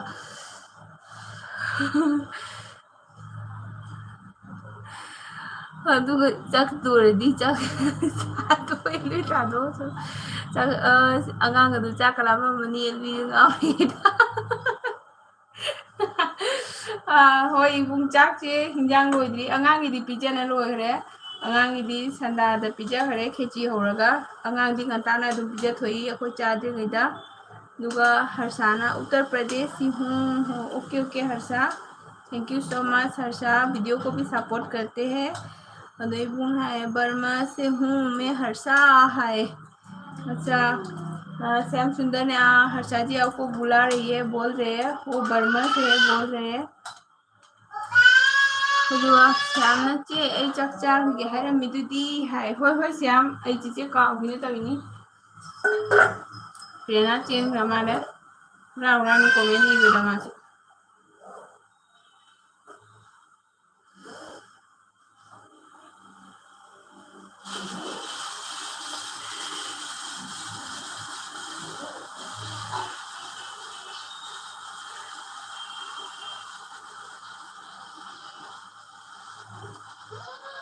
अगांग चार्ज हेरोदे चकलामनी इजेनबो दौरो है। होय होय इबुंग चाक लोरे कनो तौरनी इंजांग दो कनो तौदिबा अखोय संदादा करी करी दुम पोत चई चाना हरे हलक्पा कुइद्रिबा अदुगिनी अदुगी सिगा दुम थेंगना सुमंबदो अदुगी। Good night everyone, hi good night good night.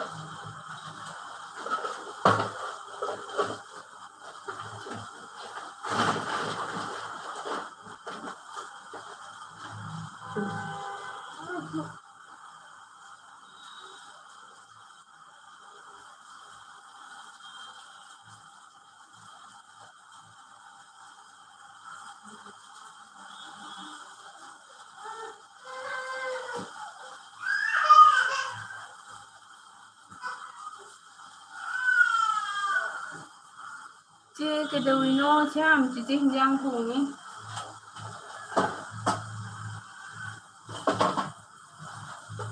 Shyam करी मथेल चारिनो।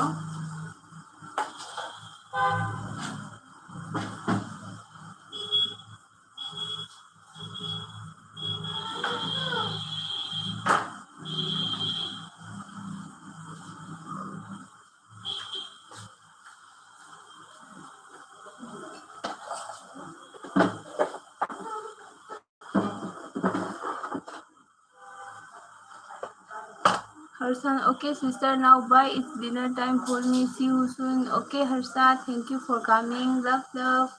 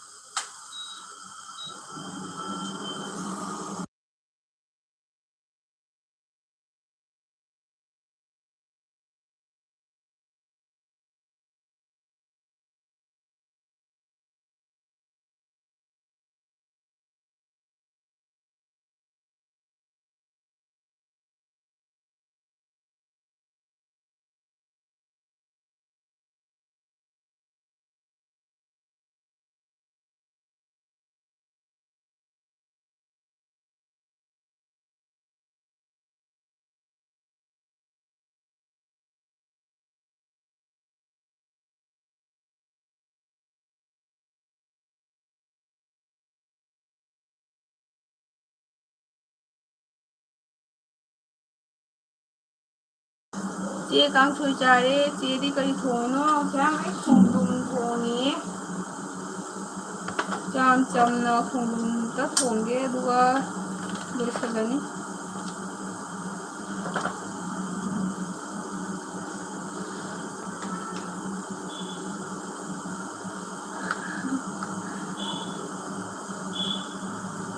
ꯕꯨꯂꯤ ꯂꯥꯛꯑꯣ ꯕꯨꯂꯤ ꯂꯥꯛꯑꯣ ꯕꯨꯂꯤ ꯂꯥꯛꯑꯣ ꯕꯨꯂꯤ ꯂꯥꯛꯑꯣ ꯕꯨꯂꯤ ꯂꯥꯛꯑꯣ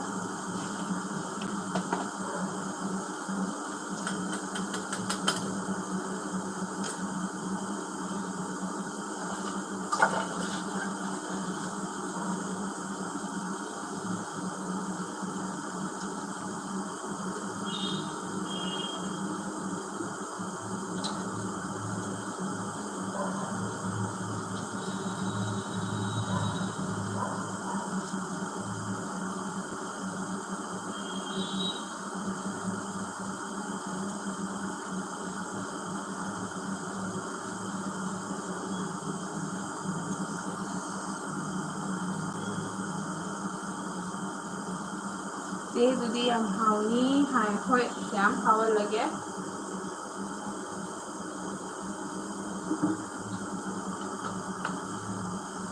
ꯅꯣꯏ ꯕꯥꯏꯗꯤ ꯊꯕꯛ ꯆꯠꯇꯦ ꯊꯕꯛ ꯍꯜꯂꯛꯄꯗ ꯉꯥꯏꯔꯤꯌꯦ ꯆꯠꯂꯨꯔꯒ ꯍꯜꯂꯛꯑꯦ ꯐꯜꯂꯥꯗ ꯍꯜꯂꯛꯑꯦ ꯑꯗꯨꯒ ꯑꯗꯣ ꯃꯉꯥꯏꯕ ꯑꯣꯏꯅ ꯆꯥꯛꯇꯣ ꯑꯗꯨꯝ ꯊꯦꯡꯉꯤ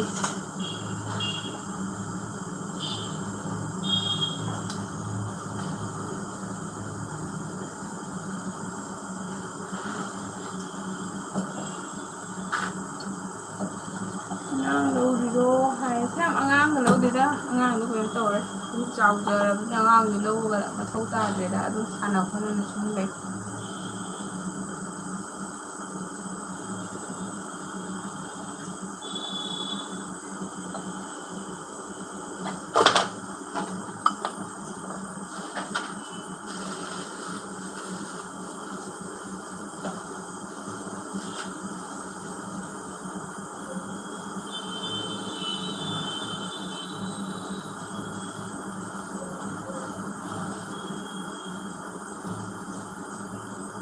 ꯌꯥꯝ ꯅꯣꯡ ꯆꯨꯗ꯭ꯔꯕꯣ ꯍꯟꯗꯛꯇꯤ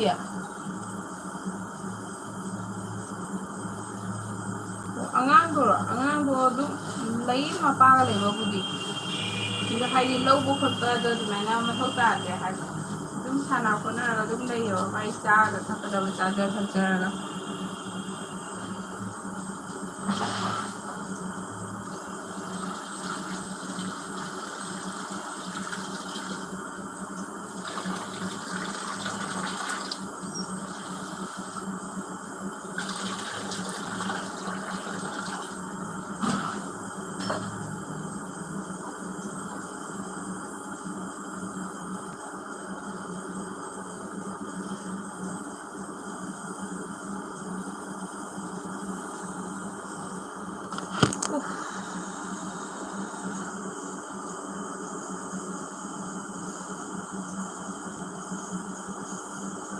ꯆꯨꯗ꯭ꯔꯦ ꯅꯨꯡꯁꯥ ꯑꯣꯏꯅ ꯁꯥꯔꯦ ꯂꯣꯏꯔꯕꯅꯤ ꯁꯤꯌꯥ ꯅꯣꯡꯒ ꯆꯨꯔꯛꯑꯔꯣꯏ ꯍꯧꯖꯤꯛ ꯅꯣꯡ ꯀꯥꯎꯊꯣꯛꯈ꯭ꯔꯅꯤ ꯑꯃꯨꯛ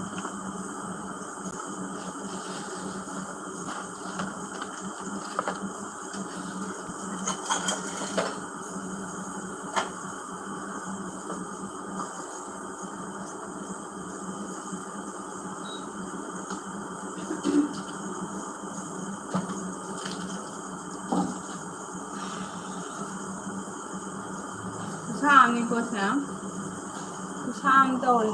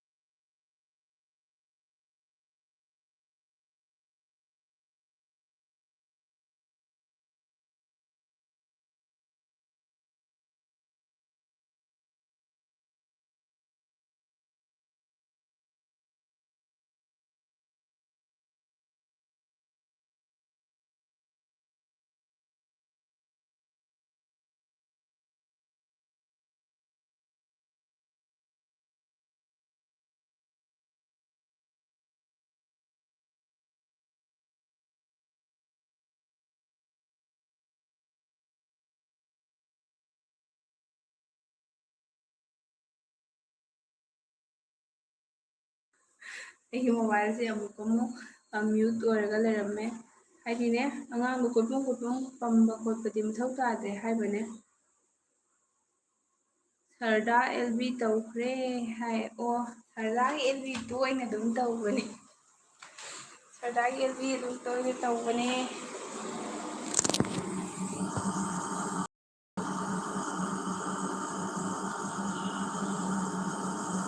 ꯁ꯭ꯌꯥꯝ ꯆꯤꯆꯦꯒꯤ ꯕꯦꯇ꯭ꯔꯤꯁꯨ ꯄꯨꯡ 2 ꯐꯥꯕ ꯌꯥꯒꯗ꯭ꯔꯥ ꯌꯥꯔꯣꯏꯗ꯭ꯔꯥ ꯈꯪꯗꯦ ꯄꯨꯡ 1ꯒ ꯃꯤꯅꯤꯠ 10 ꯆꯠꯂꯦ ꯕꯦꯇ꯭ꯔꯤ ꯌꯥꯝ ꯌꯥꯎꯗꯦ ꯉꯁꯤꯗꯤ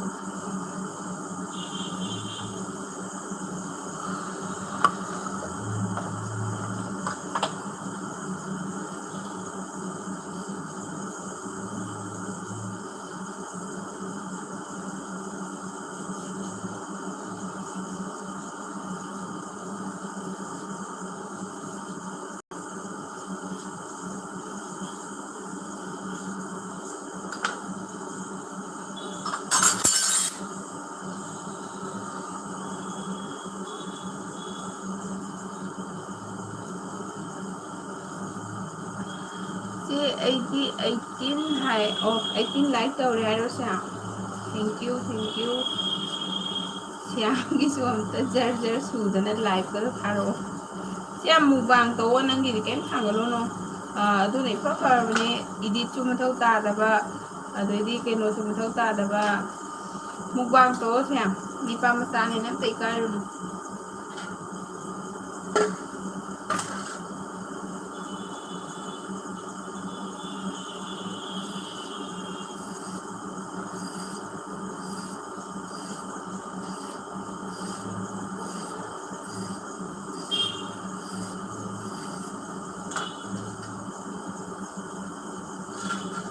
ꯆꯦ ꯃꯩ ꯂꯥꯛꯇꯦ ꯊꯕꯛ ꯇꯧꯔꯤꯉꯩꯗ ꯇꯧꯍꯧꯗ꯭ꯔꯦ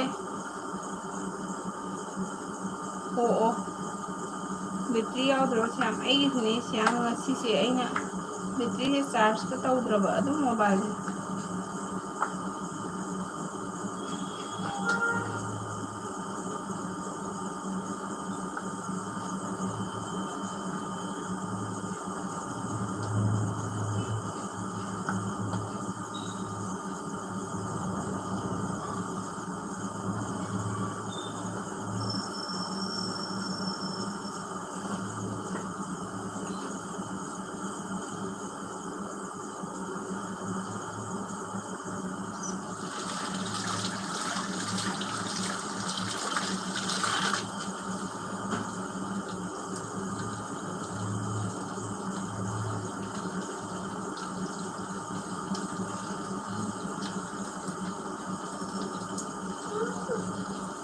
ꯀꯥꯔꯦꯟ ꯆꯤꯡꯉꯨ ꯀꯩꯗꯧꯔꯦ ꯁꯤꯒ ꯐꯝꯖꯔꯣ ꯑꯃ ꯆꯥꯛ ꯊꯣꯡꯉꯨ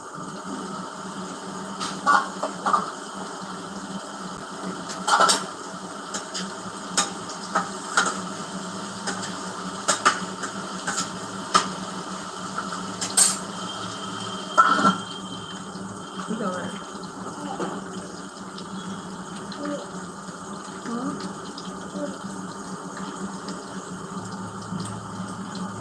ꯌꯥꯝ ꯐꯣꯟ ꯑꯃ ꯂꯩꯈꯤꯒꯦ ꯍꯥꯏ ꯍꯣꯏ ꯑꯗꯨꯅ ꯐꯔꯅꯤ ꯌꯥꯝ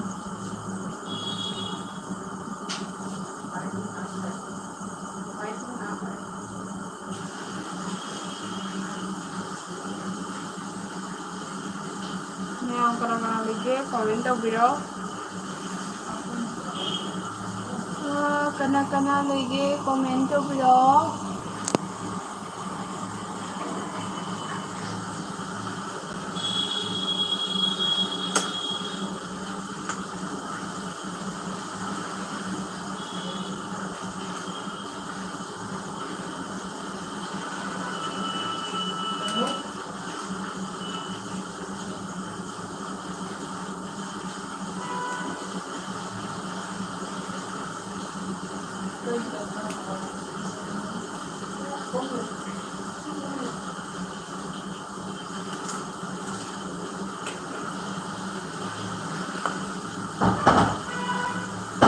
ꯆꯦ ꯌꯨꯝꯗꯣ ꯏꯕꯥꯏ ꯌꯨꯝꯗꯣ ꯅꯠꯇ꯭ꯔꯒ ꯍꯣꯏ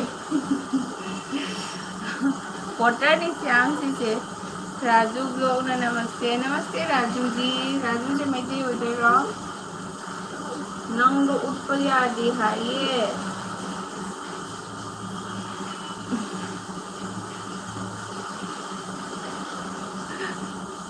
ऊपर यादी है बाती लाई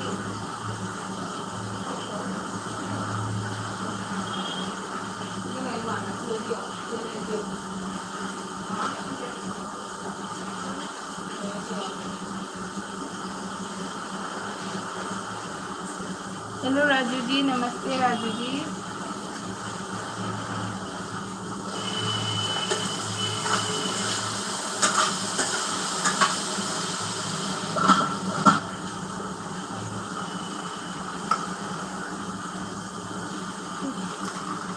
एलके हेलो एलके कमेंट तौबियो कमेंट नि तौबि मते का खलो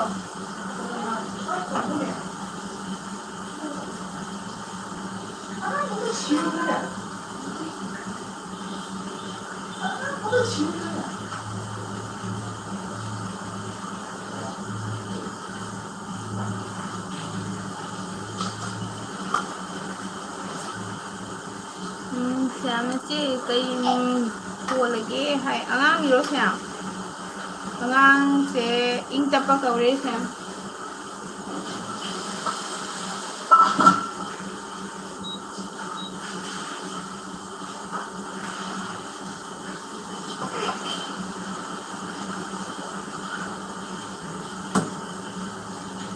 हेलो एलके से कदा दे जॉइन तो ब्रे नो एलके कमेंट नि ब्रो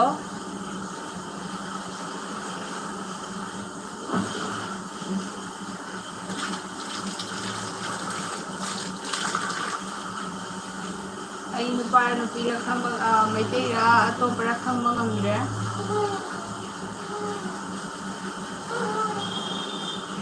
के दो राई नो के दो के ला के यादे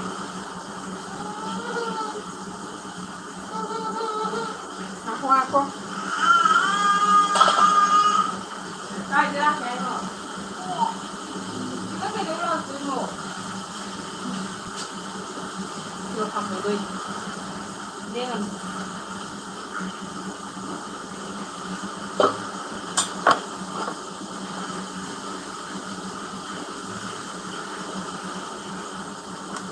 em trắng rồi gì rồi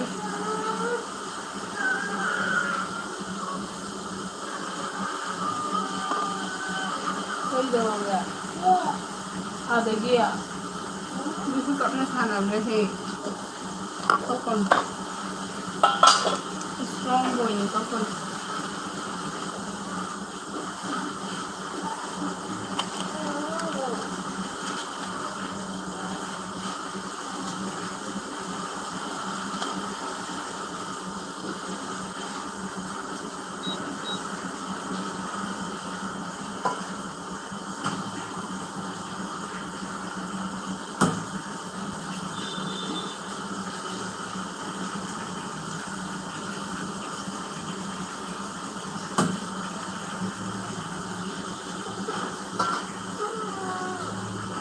Mapi yang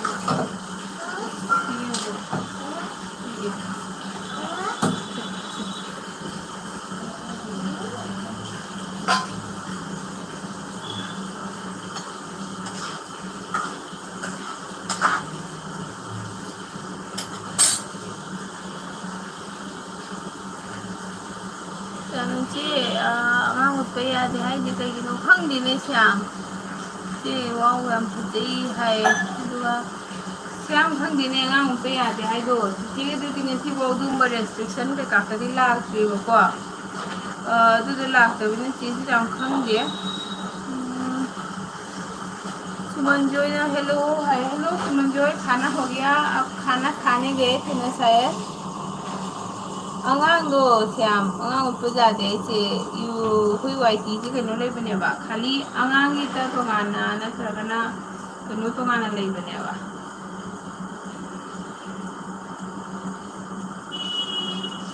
अहंगी no को ले रा अंगांगी तो गाना अदु दरा को खाना को मतन तो अंगांगी अहंगी रा नो ने हंगी बा अदु दरा मोनी श्याम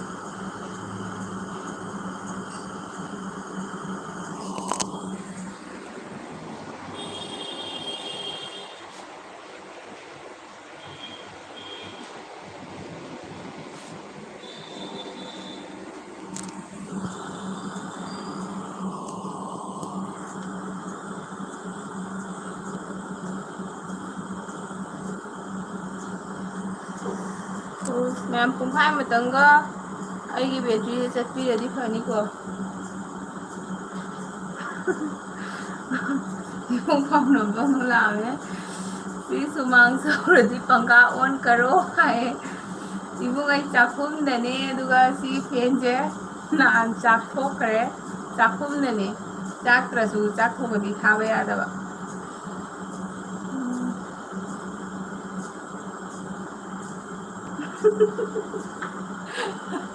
इबोना आइने हिंदी हाइते हाइते ना लोन बदो नोना वीडियो को होय मोय अतोप कांगबु दुसु चैनल जॉइन तौबा यावरबदीना मोय चगा बदीना दुम लोन दे यादवा अरुसिबो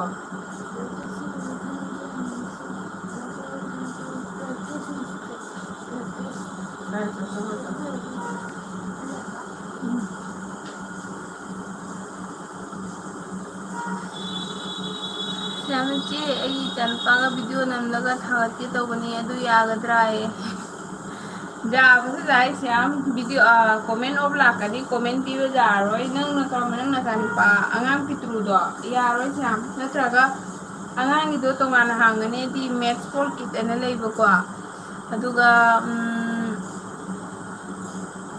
कनो तौगा अखोय अहांगी थांगला कांददीने नो तौइनेबा अदुदुगी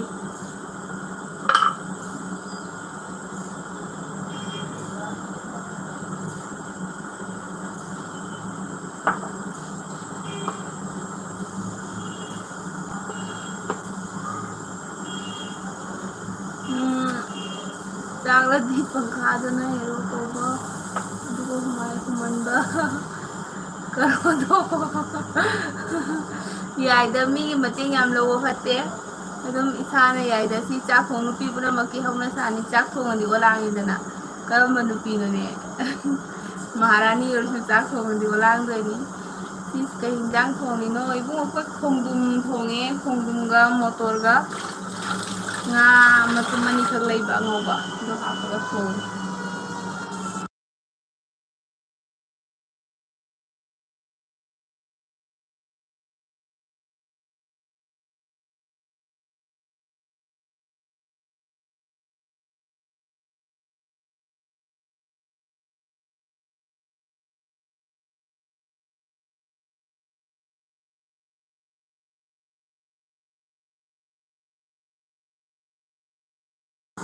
श्याम ना कहीं श्याम का 8-9 सूर्य थानी पर मा पन थारे रो ना अंगांग दो अंगांग ओइ मली अदुदी श्याम अदुम ना मेमोरी होने बा थांगत पदी यानी अदुगा कनो दी यारोये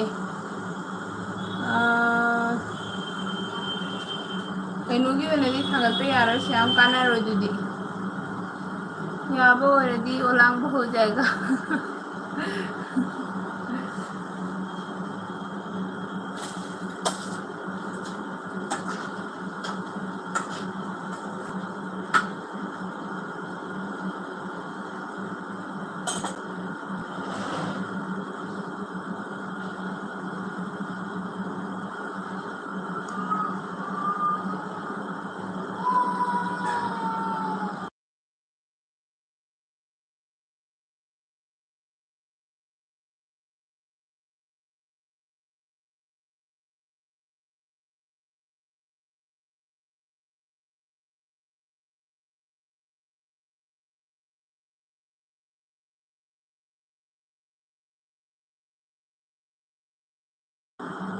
सही निपान मापन सूरे है ओ सही निपान मापन सूरे सानी जांगने जुम पाला मिनी दुदी सही निपान मापन सूरे दी सही निपान मापन दो याद माले साम अंगांग चिंगी दरा निपान मापन दो तराउम दो इतरा मरी ओरदी एडल ओरे अखोने पाइसी अंगांगी नेतेबा अंगांगी सुतोंगाना लेबनेबा अदुगिनी श्याम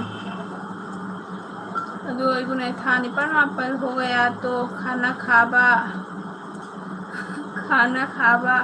रंग क्यों श्याम श्याम से जाऊंगन ना मोमो फंगोरी तो उसे जाऊंगन ना मोमो ना लोन बचा का था तो दी श्याम श्याम जाना ही डाका तक न कोई न पूछी ना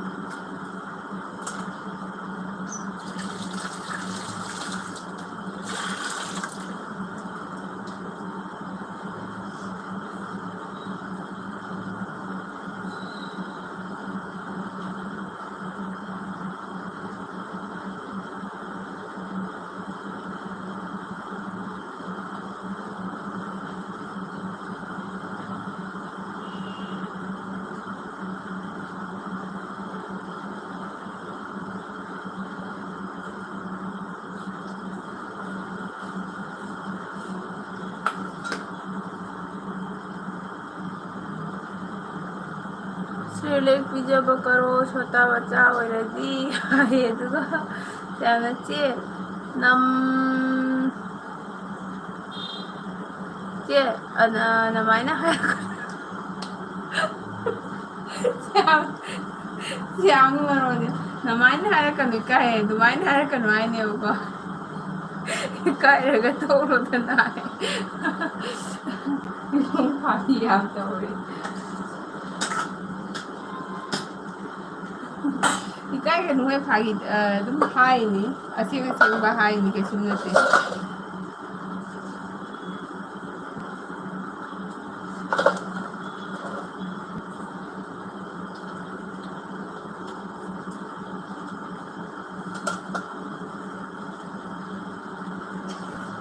Chapo. Lala, sila.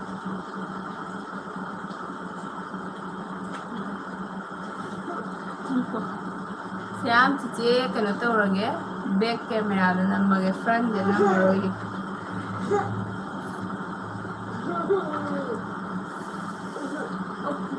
ulangi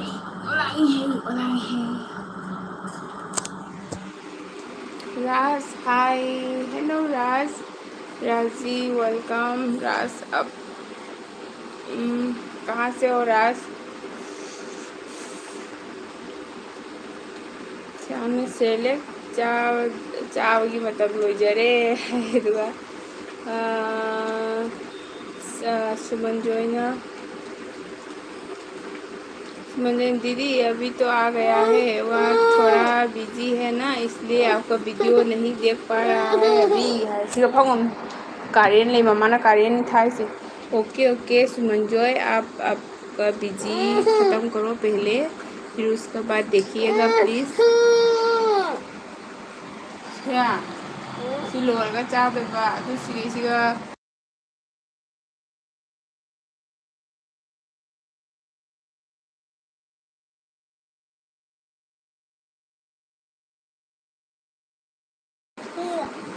इबुंग नाइसिस तुम्हारा तुंगा कनाने मगी मम्मी हुई बुट की मम्मी माली है नते नते अगी कहीं इचानी पातोंबगिनी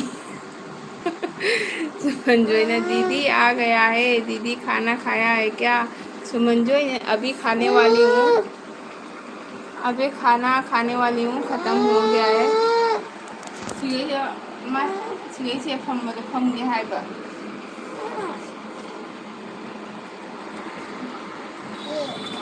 कारण चिंगनी हम्रा कैमरा का सामने ओ अच्छा राज मैं बहुत टाइम कैमरा के सामने ही थी अभी भी हूँ सामने थोड़ा टाइम के लिए बैक कर रही हूँ मुझे थोड़ा इधर उधर जाना था इसलिए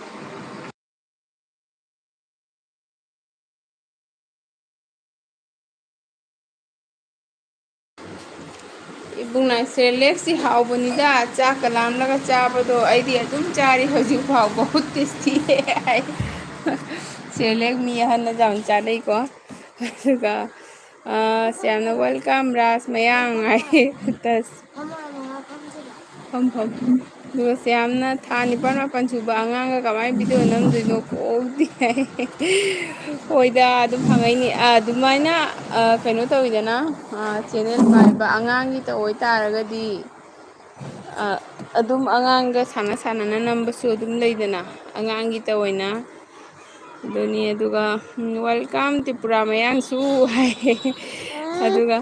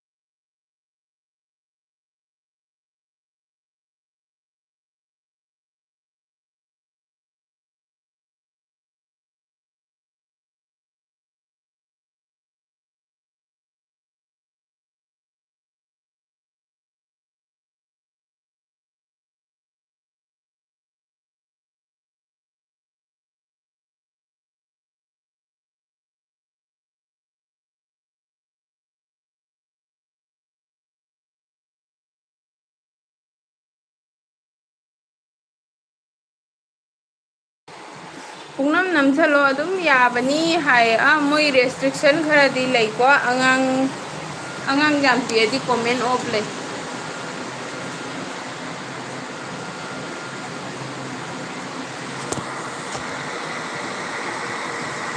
ꯑꯣ ꯑꯩꯒꯤꯅꯦ ꯎꯪ ꯂꯩꯔꯕꯣ ꯍꯥꯏꯁꯦ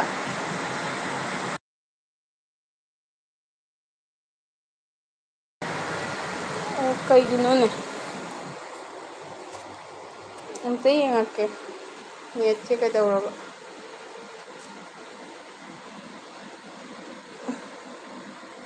ꯅꯦꯠꯇꯤ ꯂꯩ ꯀꯩꯁꯨ ꯇꯧꯗꯦ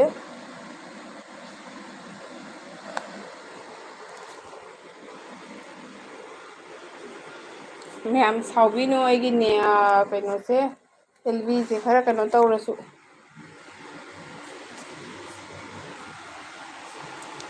ꯈꯔ ꯑꯩꯒꯤ ꯑꯦꯜꯕꯤꯁꯦ ꯃꯄꯨꯡ ꯐꯥꯕ ꯀꯩꯅꯣ ꯇꯧꯕ ꯉꯝꯗꯦ ꯍꯦꯛꯇ ꯃꯔꯛꯇ ꯈꯔ ꯍꯦꯛꯇ ꯗꯤꯁꯇꯥꯔꯕ ꯑꯣꯏ ꯎꯪꯗꯦ ꯔꯥꯎꯟ ꯑꯅꯤꯗ ꯂꯩꯕ ꯍꯥꯏꯁꯤꯁꯦ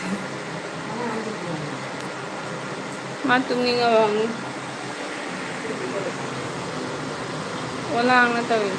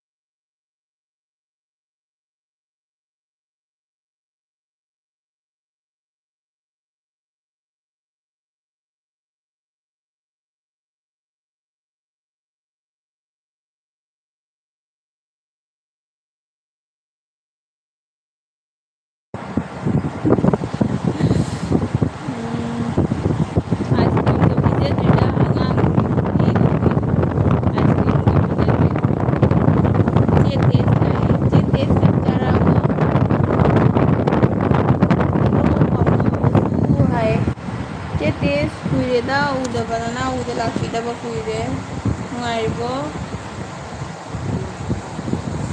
ꯅꯅꯥꯎ ꯌꯦꯡꯕꯤꯌꯦ ꯃꯈꯣꯡ ꯅꯥꯔꯒ ꯊꯥꯕꯒ ꯉꯝꯗꯦꯗ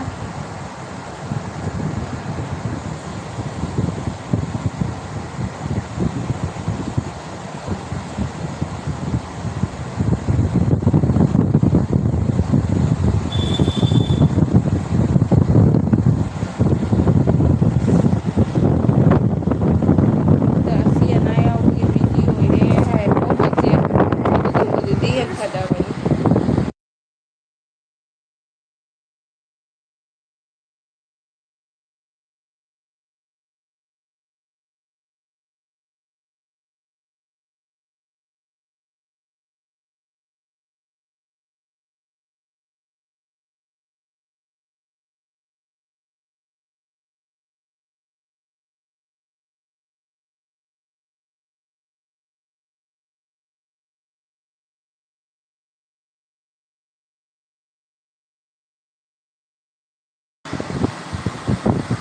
ꯆꯦ ꯇꯦꯁ ꯀꯩ ꯏꯟꯖꯥꯡ ꯆꯥꯔꯛꯀꯦ ꯑꯣ ꯆꯦ ꯇꯦꯁꯁꯦ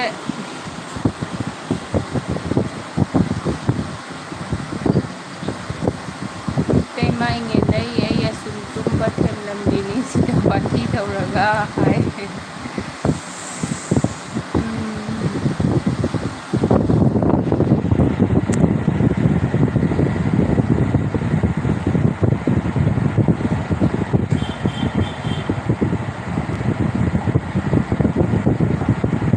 ꯆꯦ ꯍꯟꯗꯛ LB ꯊꯥꯗ꯭ꯔꯕꯣ ꯐꯔꯕꯅꯤꯗ LB ꯊꯥꯔ ꯀꯩꯗꯧꯗꯣꯏꯅꯣ ꯅꯪꯒꯤ ꯚꯤꯗꯤꯑꯣꯁꯨ ꯐꯖꯩ ꯃꯣꯅꯣꯁꯨ ꯑꯣꯏꯅ ꯂꯣꯏꯔꯦ ꯊꯥꯔꯨꯅꯨ LBꯒ LB ꯊꯥꯔꯗꯤ ꯚ꯭ꯌꯨꯁꯨ ꯂꯥꯛꯇꯦ ꯃꯇꯝꯁꯨ ꯃꯥꯡꯉꯤ ꯀꯥꯟꯅꯗꯦꯗ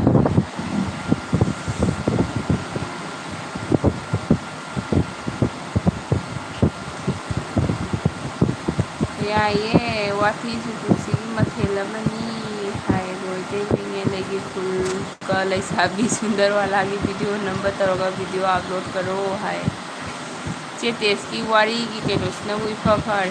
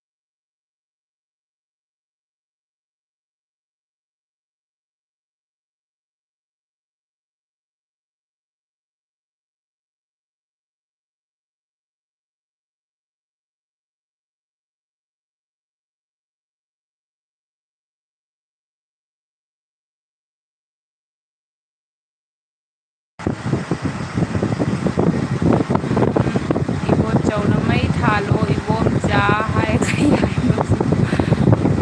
मईदो सुमाइना अदुम मम्मगा थारे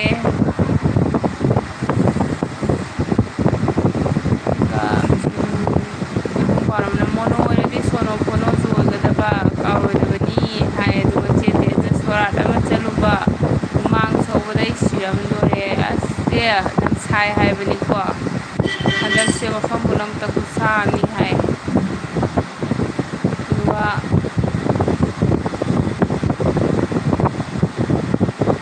मुनाई मई लाते ता चावा है मई याम पामनदी चलो है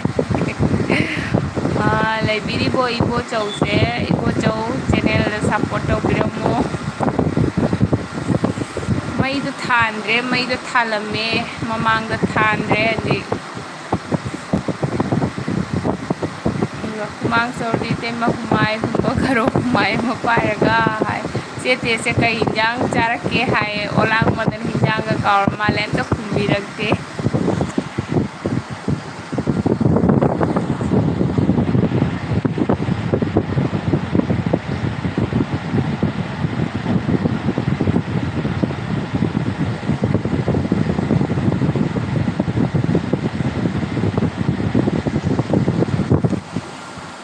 श्याम नंग साइडे लेरमिरो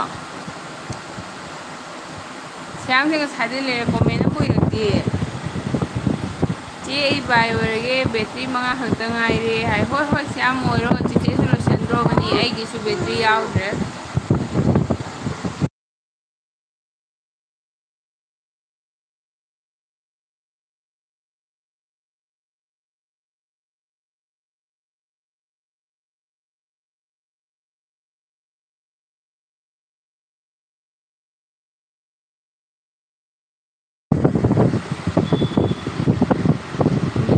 वन साफ करो सी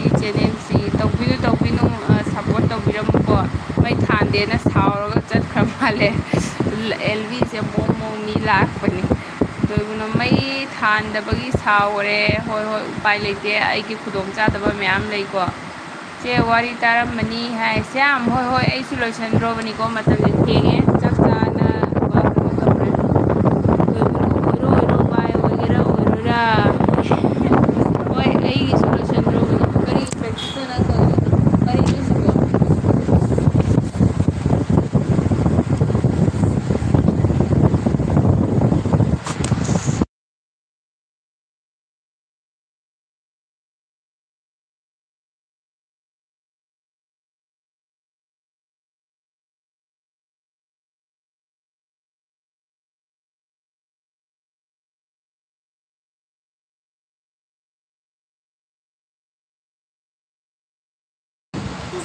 ꯑꯩꯒꯤ ꯅꯦꯠ ꯌꯥꯗꯦ ꯌꯥꯗꯦ ꯍꯥꯏꯁꯦ ꯀꯩꯒꯤꯅꯣ ꯍꯥ ꯅꯦꯠ ꯌꯥꯗ꯭ꯔꯦꯍꯦ ꯍꯥꯏ ꯆꯦ ꯀꯩꯒꯤꯅꯣ ꯑꯩꯒꯤ ꯅꯦꯠꯁꯦ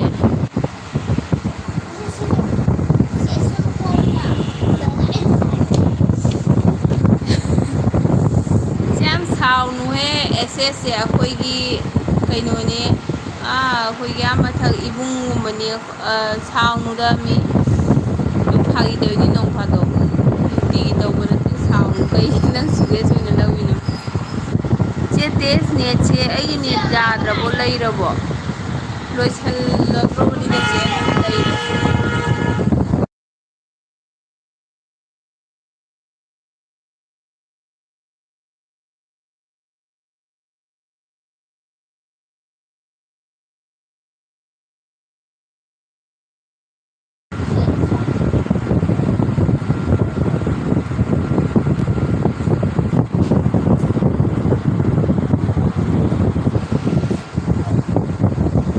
ꯑꯩꯒꯤ ꯅꯦꯠꯁꯦ ꯌꯥꯝ ꯂꯩꯔ ꯃꯥꯜꯂꯦ ꯀꯩꯒꯤꯅꯣ ꯅꯦꯠꯁꯦ ꯂꯩꯁꯦ ꯅꯦꯠꯁꯦ ꯌꯥꯎꯔꯤꯑꯕꯀꯣ ꯑꯇꯣꯞꯄ ꯑꯝꯗꯩ ꯀꯅꯦꯛ ꯇꯧꯅꯩꯗꯣ ꯀꯔꯤꯒꯤꯅꯣ ꯈꯪꯗꯦ ꯑꯗꯨꯒ ꯏꯕꯨꯡ ꯌꯥꯝꯅ ꯍꯥꯏꯌꯦ ꯅꯦꯠ ꯌꯥꯗ꯭ꯔꯗꯤ ꯏꯇꯩꯃ ꯏꯉꯦ ꯂꯩ ꯃꯣꯕꯥꯏꯜꯗ ꯇꯔꯥ ꯌꯦꯠꯁꯜꯂꯣ ꯍꯥꯏ ꯑꯩ ꯅꯦꯠ ꯂꯩ ꯍꯥꯏꯔ ꯈꯪꯗ꯭ꯔꯦ ꯑꯗꯨꯒ ꯆꯦꯇꯦꯁꯅ ꯑꯃꯨꯛꯀꯁꯨ ꯍꯥꯏ ꯑꯗꯨꯒ ꯏꯕꯨꯡ ꯄꯥꯎꯅꯕꯅ ꯁꯌꯥꯝ ꯍꯥꯏꯔꯒ ꯁꯌꯥꯝ ꯐꯥꯒꯤ ꯇꯧꯕꯅꯤꯍꯦ ꯁꯥꯎꯅꯅꯨ ꯑꯩꯈꯣꯏ ꯃꯁꯦꯟꯕꯨ ꯀꯩꯒꯤꯅꯣꯅꯦ ꯅꯣꯡ ꯐꯥꯗꯣꯛ ꯐꯥꯒꯤ ꯇꯧꯅꯕꯅꯤꯅ ꯁꯤꯔꯤꯌꯁ ꯑꯣꯏꯅ ꯆꯤꯆꯦꯅ ꯉꯁꯥꯏ ꯑꯩꯉꯣꯟꯗ ꯀꯩꯅꯣ ꯍꯥꯏꯒꯗꯕꯅꯤ ꯆꯦꯇꯦꯁꯅ ꯂꯥꯏꯛ 20 ꯍꯥꯏ ꯆꯦꯇꯦꯁ ꯐꯔꯦ ꯐꯔꯦ 20 ꯁꯣꯟꯕꯤꯗꯣ ꯆꯦ ꯑꯩꯅ ꯀꯩ ꯏꯟꯁꯥꯡ ꯆꯥꯔꯛꯀꯦ ꯍꯪꯕꯕꯨ ꯑꯩꯗꯤ ꯑꯅꯤꯃꯛꯀꯤ ꯑꯝꯇ ꯈꯨꯝꯃꯛꯇꯦ ꯄꯥꯎꯅꯝꯕ ꯀꯔꯤ ꯍꯤꯟꯖꯥꯡ ꯍꯥꯏ ꯆꯦ ꯃꯤꯅꯤꯠ 5 ꯈꯛ ꯂꯩꯔ ꯂꯣꯏꯁꯤꯜꯂꯅꯤꯀꯣ ꯑꯩꯒꯤꯗꯤꯁꯦ ꯑꯦꯜꯕꯤꯁꯨ ꯃꯄꯨꯡ ꯐꯥꯅ ꯊꯥꯕ ꯉꯝꯗꯦ ꯚꯤꯗꯤꯑꯣ ꯊꯥꯡꯒꯠꯄꯗꯁꯨ ꯑꯦꯜꯕꯤ ꯊꯥꯔꯤꯑꯅ ꯚꯤꯗꯤꯑꯣꯁꯨ ꯈꯔ ꯂꯠꯅ ꯊꯥꯡꯒꯠꯂꯦ ꯑꯗꯣ ꯑꯦꯜꯕꯤꯗꯤ ꯃꯄꯨꯡ ꯐꯥꯅ ꯊꯥꯕ ꯉꯝꯗꯦ ꯃꯌꯥꯝꯒꯤꯗꯁꯨ ꯐꯖꯅ ꯆꯠꯄ ꯉꯝꯗꯦ ꯃꯤꯃꯥꯟꯅꯅ ꯆꯠꯄꯗ ꯌꯥꯝ ꯋꯥꯔꯤꯗ ꯑꯩꯁꯦ ꯍꯧꯖꯤꯛ ꯄꯨꯡ ꯐꯥꯎꯅ ꯃꯅ ꯏꯇꯩꯃ ꯆꯥꯛ